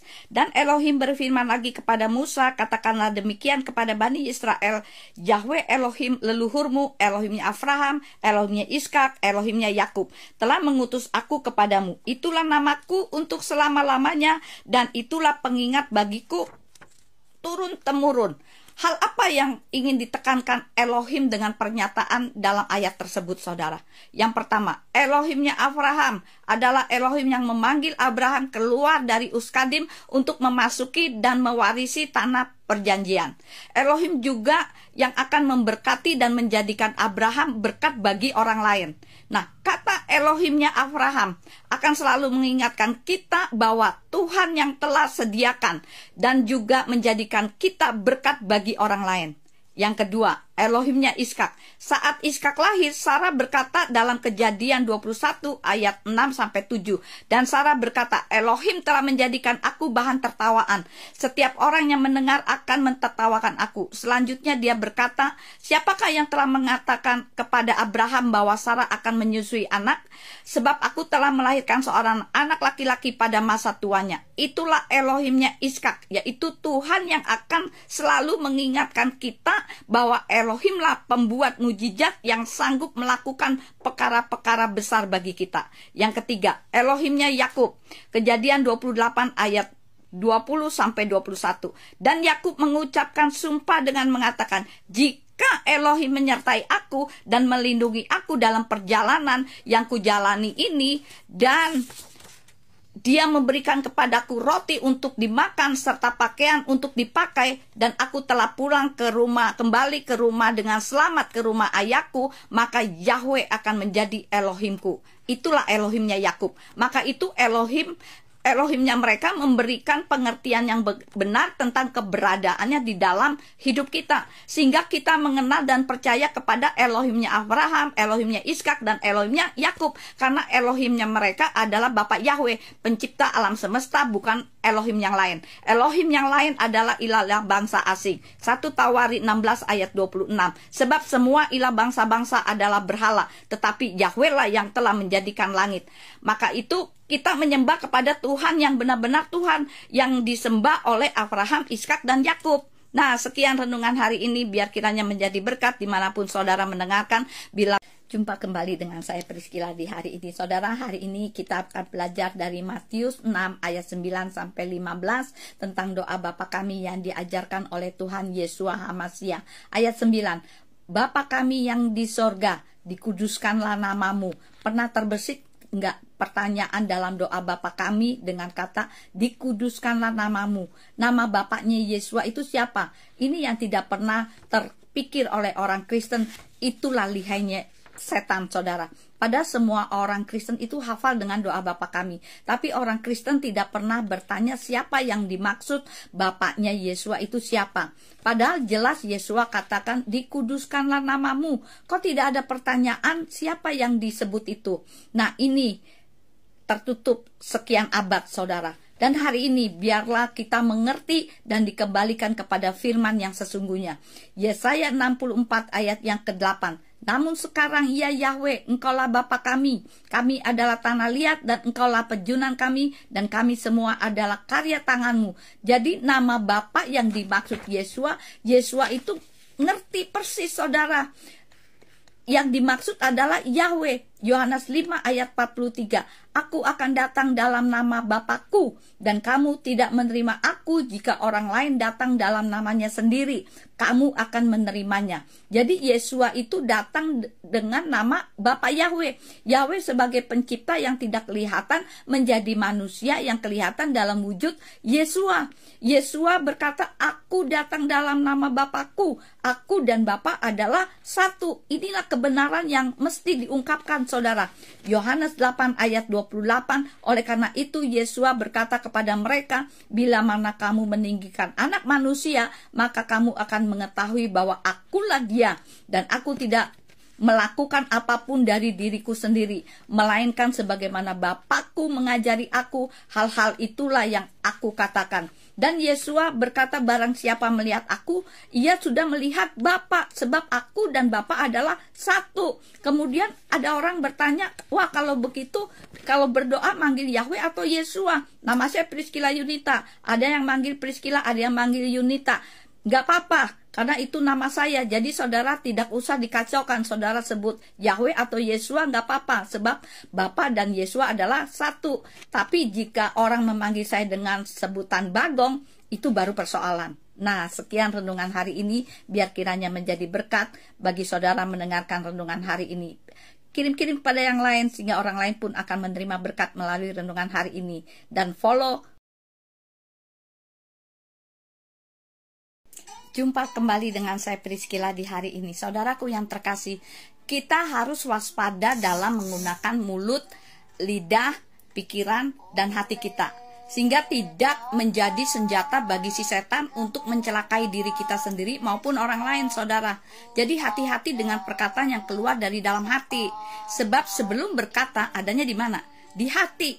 Pada saat masih di hati, Tuhan tahu gak sih? Tahu, saudara. Misalnya, saya dalam hati berkata-kata hal yang negatif tentang Yakub. Tentu apa yang ada di dalam hati saya, Yakub nggak tahu tuh, saudara.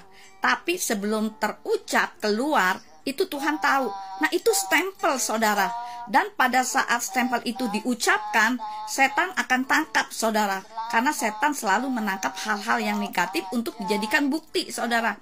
Pada waktu keinginan keluar, itu celah setan untuk menangkap, saudara. Maka dalam Pengkhotbah 5 ayat 1-6 di situ dikatakan, jangan mulai hatimu berkata. Jadi setiap orang yang mempunyai pikiran negatif, pikiran jahat, setan tuh siap di situ, saudara. Jadi perkataan kita menentukan hidup kita berhasil atau terkutuk. Jadi pada saat masih dalam hati, Tuhan itu tahu. Nah, setan sedang menanti di depan pintu, saudara, karena musuh manusia itu adalah setan. Nah, setan tahu apa yang kita perbuat, sedangkan kita tidak tahu apa yang setan perbuat. Nah, di dalam 1 Petrus 5 ayat yang ke-8, di situ dikatakan apa? Sadarlah, berjaga-jagalah, karena musuhmu si setan berjalan sambil mengaum seperti singa untuk mencari seseorang yang dapat ditelan. Seseorang yang dapat ditelan, berarti ada yang tidak dapat ditelan dong, saudara. Nah, pada saat ada yang kecewa, ada yang negatif, setan itu yang keliling itu mulai mendekat tuh, saudara. Bisa masuk nggak? Bisa. Kapan? Pada saat kita mulai berucap. Misalnya, saya nggak mau lagi ke gerejanya Priscilla, gereja Priscilla sesat. Nah, itu direkam oleh setan, saudara. Maka dari itu, saudara, hati-hati dengan mulut. Karena hidup mati dikuasai oleh lidah. Amsal 18 ayat 21 dikatakan, mati dan hidup ada dalam kuasa lidah. Jumpa kembali dengan saya Priscilla di hari ini. Saudaraku yang terkasih, Elohim membenci perceraian. Malaiki 2 ayat yang ke-16, sebab dia membenci perceraian. Nah, saudaraku yang terkasih, seandainya dari generasi di atas kita itu rusak, maka sampai kita harus berhenti kerusakan itu. Dari kita ke bawah itu harus beres, karena kita sudah kenal firman Tuhan. Sehingga dari keturunan kita ke bawah, biar selesai semuanya, jadi sembuh, jadi baik, jadi benar. Maka itu Tuhan disebut dengan nama Tuhan 3 generasi. Karena Tuhan sayang keluarga. Nggak ada Tuhan lain seperti Tuhan kita yang begitu teliti bicara mengenai keluarga.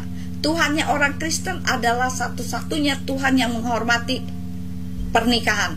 Nah saudara, ada seorang sopir taksi bercerita bahwa ia banyak membaca kitab suci dari berbagai agama. Nah saya ini mencari Tuhan yang sayang ibu saya. Di dalam agama saya dulu, seorang suami bisa menikah lebih dari satu. Nah saya sayang ibu saya tidak mau ibu saya dimadu. Lalu saya cari Tuhan yang tidak menghalalkan perceraian. Nah setelah saya mempelajari kitab suci agama-agama lain, kemudian saya baca kitab sucinya orang Kristen. Di kitab Malaiki 2 ayat yang ke-16, di situ dikatakan sebab dia membenci perceraian. Nah setelah saya membaca kitab tersebut, di situ ada satu statement dengan pernyataan yang sangat tegas. Aku membenci perceraian. Nah saudaraku yang terkasih, dari mulut seorang sopir taksi bisa mengeluarkan statement demikian saudara. Maka celakalah kita kalau mengaku dirinya Kristen tapi suka berzina, suka kawin cerai saudara. Nah hanya ada 2 lembaga di muka bumi ini yang sangat dimusuhi oleh setan. 1 keluarga, 2 gereja. Kenapa saudara? Karena setan tahu lembaga itu sangat penting di dunia ini. Maka itu setan kacaukan saudara. Dari 2 lembaga tersebut, ada yang paling penting lagi merupakan segala-galanya buat Tuhan, yaitu keluarga. Nah jadi saudaraku yang terkasih, janganlah terkecoh oleh setan yang ingin menghancurkan keluarga kita. Pertahankan rumah tangga kita dalam kasih Yeshua HaMashiach. Nah sekian renungan hari ini, biar kiranya menjadi berkat. Apabila saudara terberkati, kirim-kirim kepada yang lain, sehingga orang lain pun akan menerima berkat melalui renungan hari ini. Dan jangan lupa follow TikTok Priscilla. Tuhan Yesus memberkati.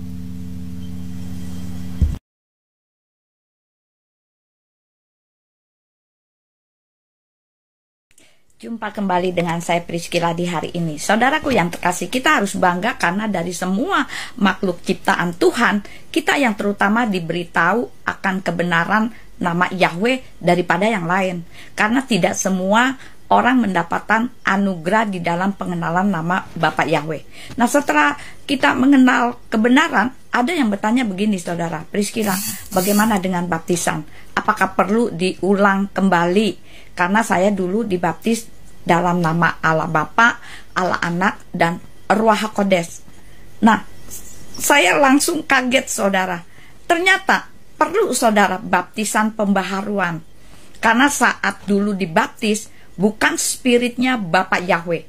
Maka dari itu, orang yang sudah percaya kepada Bapak Yahweh, pada minta dibaptis pemulihan saudara. Dalam Matius 3 ayat yang ke-11, di situ dikatakan, sesungguhnya aku membaptis kamu dalam air untuk pertobatan, tetapi yang datang sesudah aku, dia lebih berkuasa daripada aku yang tentang dia. Aku tidak layak untuk membawa kasutnya. Dia akan membaptis kamu dalam Ruach HaKodes dan api. Nah saudaraku yang terkasih, ada baiknya jika saudara dibaptis pemulihan atau dibaptis pembaharuan, baiknya oleh pendeta yang sudah juga dibaptis pembaharuan saudara.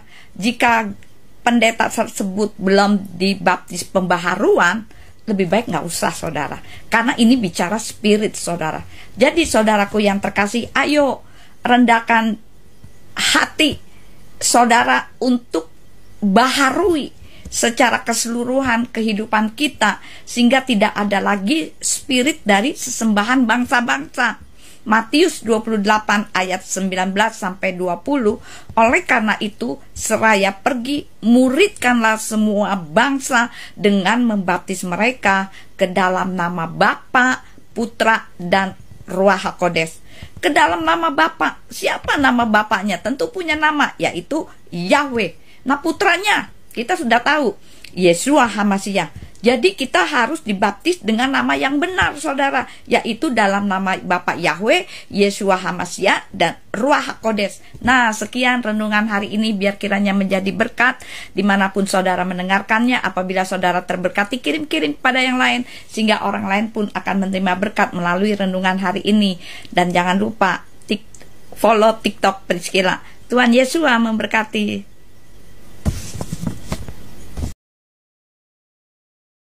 Jumpa kembali dengan saya Priscilla di hari ini. Saudara, Hosea 11 ayat yang ke-7, umatku betah dalam membelakangi aku, mereka memanggil kepada sesembahan dan berhenti meninggikan namaku. Dan sejarah mencatat ini sudah berlangsung sekian lama, memanggil kepada sesembahan lain dan berhenti meninggikan nama Yahweh. Ada orang berkata demikian, sekian lama aku menyebut nama Allah, toh aku diberkatin. Kalau hal ini diukur dari berkat, orang di luar Kristen pun lebih dari kaya dari kita loh saudara. Tapi apakah mereka itu benar? Kebenaran itu tidak diukur oleh berkat saudara. Setan pun bisa membuat hal-hal yang ajaib saudara. Ada lagi yang berkata, yang penting kan hatiku Priscilla. Walaupun sebut Allah, hatiku kan kepada Yesua. Tapi firman Tuhan katakan, sebab atas dasar perkataanmu kamu akan dibenarkan, dan atas dasar perkataanmu kamu akan disalahkan. Matius 12 ayat yang ke-37. Mana bisa saudara berkata, pokoknya hatiku, pokoknya mulutku sebut Allah, tetapi hatiku tertuju kepada Yesua. Jika saudara memuji-muji Allah atau sesembahan bangsa lain, tapi hati saudara Yesua, bisa nggak sih saudara? Nggak bisa saudara. Jadi Tuhan mau diungkapkan kebenaran ini. Mazmur 102 ayat yang ke-13. Namun engkau ya Yahweh akan bersemayam untuk selama-lamanya, dan ingatan akan engkau turun-temurun. Jika saudara menyimak di dalam kitab suci, Kejadian, Keluaran, Yesaya, Yeskiel, Mazmur, nama itu tetap turun-temurun. Tapi kenapa kok hilang? Karena dalam Kejadian 3 memang itu diusahakan disimpan, tidak diekspos di depan saudara. Yeremia 33 ayat yang ke-3. Berserulah kepadaku, maka aku akan menjawab engkau dan memberitahukan perkara-perkara besar yang tidak dapat dimengerti, yang tidak engkau ketahui. Kalau saudara, anak saudara berseru di kerumunan orang banyak, papa, tentu semua pria akan menoleh. Tapi sebetulnya berserulah kepadaku itu dengan cara apa sih? Ayat 2. Beginilah firman Yahweh pencipta, Yahweh yang telah membentuk dan mengukuhkannya, Yahweh adalah namanya. Lalu ayat 3. Barulah berserulah kepadaku. Jadi betul-betul terfokus kepada pemahaman ini saudara, kepada nama itu saudara. Sekarang mari kita lihat dalam PB. Ini perkataan Yesua sendiri saudara. Yohanes 8 ayat 24. Oleh karena itu aku berkata kepadamu bahwa kamu akan mati dalam dosa-dosamu. Sebab jika kamu tidak percaya bahwa akulah dia, maka kamu akan mati di dalam dosa-dosanya. Nah, sekian renungan hari ini, biar kiranya menjadi berkat dimanapun saudara mendengarkannya. Apabila saudara terberkati, kirim-kirim pada yang lain sehingga orang lain pun akan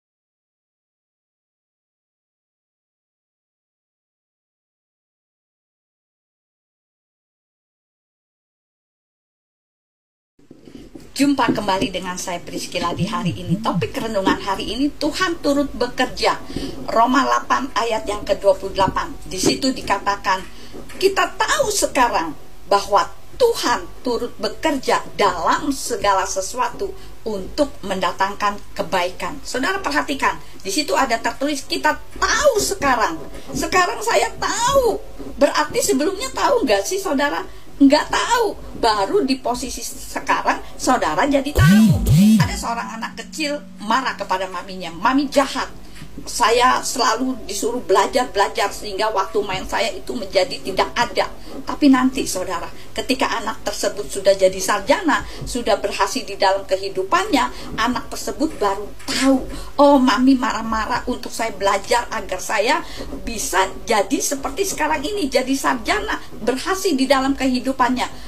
Coba kalau seandainya anak tersebut ada di posisi sebelumnya tidak tahu, anak tersebut tidak tahu apa yang akan terjadi nantinya. Itu yang sering membuat orang itu marah, putus asa. Maka dari itu saudara, bisa atau tidak, kita harus melihat visi ke depan. Dengan melihat visi, kita belajar memegang janji daripada Bapak Yahweh. Jadi arti dari Tuhan turut bekerja, artinya bukan saudara bekerja Tuhan diam, atau Tuhan bekerja saudara diam. Bukan begitu saudara, tapi turut di sini artinya bareng-bareng, sehingga apapun yang terjadi dalam hidup kita, Tuhan hadir di dalam permasalahan kita. Berkat itu memang dari Bapak Yahweh, tapi kita tetap harus berusaha. Kalau kita ngotot Tuhan tidak bekerja, nggak bisa terjadi. Jadi harus bareng-bareng saudara, sehingga tujuan akhirnya untuk mendatangkan kebaikan. Baik itu masalah, baik itu berkat, tujuan finalnya supaya mendatangkan kebaikan. Nah, sekian renungan hari ini, biar kiranya menjadi. Jumpa kembali dengan saya Priscilla di hari ini. Saudaraku yang terkasih, topik renungan hari ini perjanjian Yahweh dengan Abraham. Coba kita lihat Kolose 1 ayat yang ke-16. Di situ dikatakan, sebab oleh Dia segala sesuatu telah diciptakan yang ada di dalam surga dan yang ada di atas bumi, yang kelihatan ataupun yang tidak kelihatan, baik tata-tata ataupun para pemegang kekuasaan atau penguasa-penguasa atau otoritas-otoritas. Segala sesuatu telah diciptakan melalui Dia dan bagi Dia. Nah, saudaraku yang terkasih, di situ dikatakan segala sesuatu. Ini bukan sebuah kebetulan, saudara, tetapi semua itu sudah ada di dalam pemikiran Bapak Yahweh. Nah, dalam 1 Petrus 2 ayat yang ke-9, Bapak Yahweh itu mengadakan perjanjian kepada manusia yang isinya apa aja, saudara? Yang pertama, bangsa terpilih. Yang kedua, imamat rajani. Yang ketiga, bangsa yang kudus. Yang keempat, umat kepunyaannya. Nah, saudaraku yang terkasih, karena kita ini adalah umat perjanjian, maka hal itu tidak dapat dibatalkan. Mungkin ada orang mengadakan sebuah perjanjian, tetapi karena sesuatu hal, kemudian perjanjian itu batal. Karena apa, saudara? Mungkin karena salah satu pihak itu ingkar janji, atau mungkin salah satu pihak itu meninggal dunia. Tetapi ketahuilah, saudara, walaupun perjanjian Bapak Yahweh adalah perjanjian sepihak, tetapi perjanjian daripada Bapak Yahweh itu tidak pernah dibatalkan. Karena firman-Nya ya dan amin. Jadi kita harus bangga dimiliki oleh Bapak Yahweh, saudara. Nah, sekian renungan hari ini, biar kiranya menjadi berkat dimanapun saudara mendengarkan. Dan apabila saudara terberkati, kirim-kirim kepada yang lain, sehingga orang lain pun akan menerima berkat melalui renungan hari ini. Tuhan Yesus memberkati. Shalom.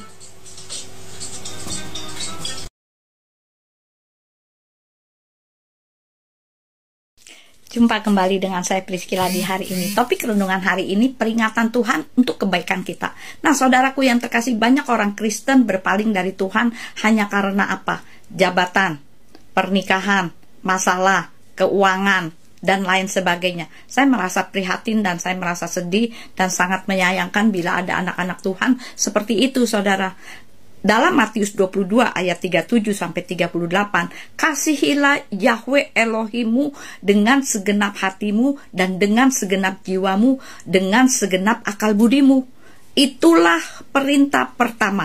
Kemudian ayat 38, kasihilah sesamamu seperti dirimu sendiri. Itulah perintah yang kedua.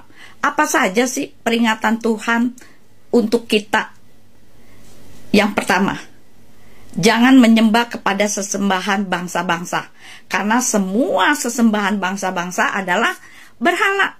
Tetapi Yahweh lah yang telah menjadikan langit. 1 Tawarik 16 ayat yang ke-26. Yang kedua, saudara, jangan ada padamu sesembahan lain di hadapanku. Keluaran 20 ayat yang ketiga.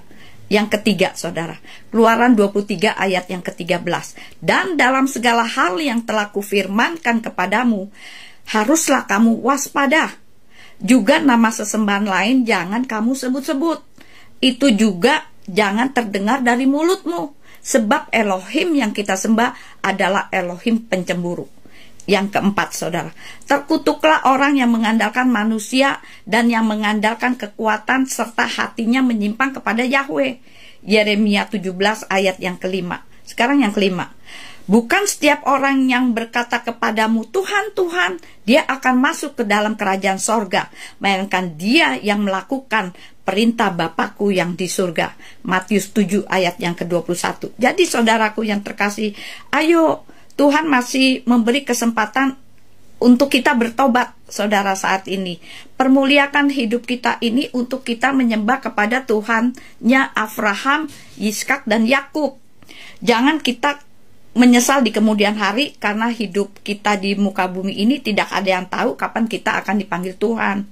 Jadi saudaraku yang terkasih, pencipta langit dan bumi, jumpa kembali dengan saya Priscilla di hari ini. Saudaraku yang terkasih, 10 hukum Elohim itu ditulis oleh jari-jari Elohim sendiri di 2 loh batu dan diberikan kepada Mose di Gunung Sinai untuk diteruskan ke bangsa Israel. Nah, saya akan bicara hukum yang keempat dari Keluaran 20 ayat yang ke-8. Ingat dan kuduskan hari Sabat.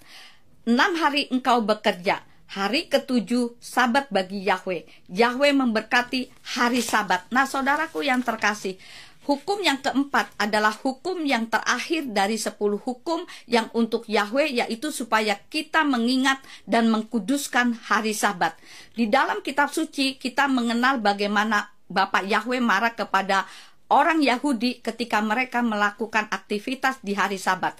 Keluaran 31 ayat 13 sampai 16. Dan engkau berbicaralah kepada Bani Israel dengan mengatakan, haruslah kamu sungguh-sungguh memelihara Sabat-sabatku, sebab itulah tanda antara aku dan kamu bagi generasi-generasimu, agar mengetahui bahwa aku Yahweh mengkuduskanmu, dan haruslah kamu memelihara Sabat itu, karena itu kudus bagimu. Siapa yang mencemarkan, ia harus dihukum mati.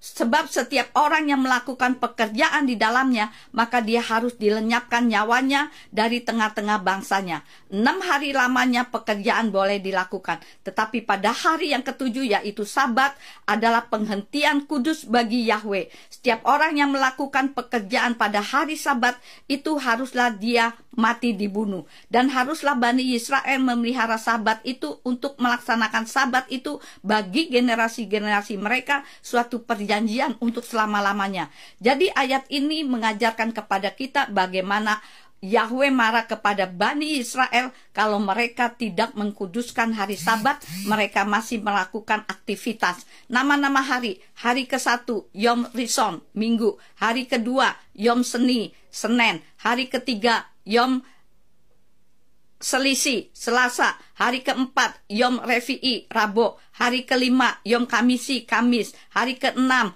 Yom Sisi, Jumat, hari ke-7 Yom Sabat, Sabtu. Nah, Sabat itu hari ke-7 dan itu yang diperintahkan Yahweh dalam 10 hukum untuk mengkuduskannya.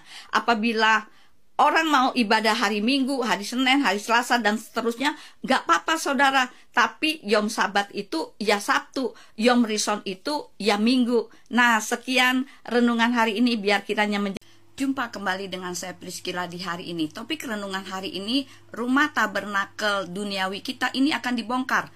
Dalam 2 Korintus 5 ayat yang pertama, sebab kami tahu bahwa manakala rumah tabernakel duniawi kita ini dibongkar, kita memiliki suatu bangunan dari Elohim, yaitu sebuah rumah yang tidak dibangun oleh tangan manusia, yang kekal di surga. Jadi saudaraku yang terkasih, setiap orang akan menghadapi sebuah peristiwa yang penting, yaitu hari kematian. Tidak ada seorang pun yang luput dan menolak peristiwa ini. Baik orang kaya, miskin, tetap tidak bisa mengelak hari kematian. Untuk itu saudaraku yang terkasih, selagi kita hidup, jangan pernah lagi bermain-main dengan yang namanya dosa. Dan kita harus tahu siapa Tuhan yang sesungguhnya sebagai pencipta alam semesta dan sebagai pemilik sorga. Ikut Tuhan itu gak gampang loh saudaraku yang terkasih. Ada syarat yang harus kita penuhi. 1 Tawarik 16 ayat 26. Sebab semua ilah bangsa-bangsa adalah berhala, tetapi Yahweh lah yang telah menjadikan langit. Keluaran 3 ayat 15. Dan Elohim berfirman lagi kepada Musa, katakan demikian kepada Bani Israel, Yahweh Elohimnya leluhurmu, Elohimnya Abraham, Elohimnya Ishak, dan Elohimnya Yakub telah mengutus aku kepadamu, itulah namaku untuk selama-lamanya, dan itulah pengingat bagiku turun-temurun. Keluaran 23 ayat 13. Dan dalam segala hal yang telah kufirmankan kepadamu, haruslah kamu waspada, dan janganlah kamu menyebut nama ilah-ilah lain, hal itu janganlah terdengar dari mulutmu. Sakaria 14 ayat 9. Dan pada hari itu Yahweh akan menjadi raja atas seluruh bumi. Yahweh lah satu-satunya dan namanya pun satu. Yeremia 17 ayat yang kelima. Beginilah firman Yahweh, terkutuklah orang yang mengandalkan manusia dan yang mengandalkan kekuatannya serta hatinya menyimpang dari Yahweh. Matius 7 ayat 21. Bukan setiap orang yang berkata kepadaku Tuhan, Tuhan akan masuk dalam kerajaan surga, melainkan dia yang melakukan kehendak Bapakku di sorga. Jadi saudaraku yang terkasih, jangan keraskan hati. Kenalilah pencipta alam semesta yaitu Bapak Yahweh di dalam Yeshua HaMashiach. Nah, sekian renungan hari ini, biar kiranya menjadi berkat dimanapun saudara mendengar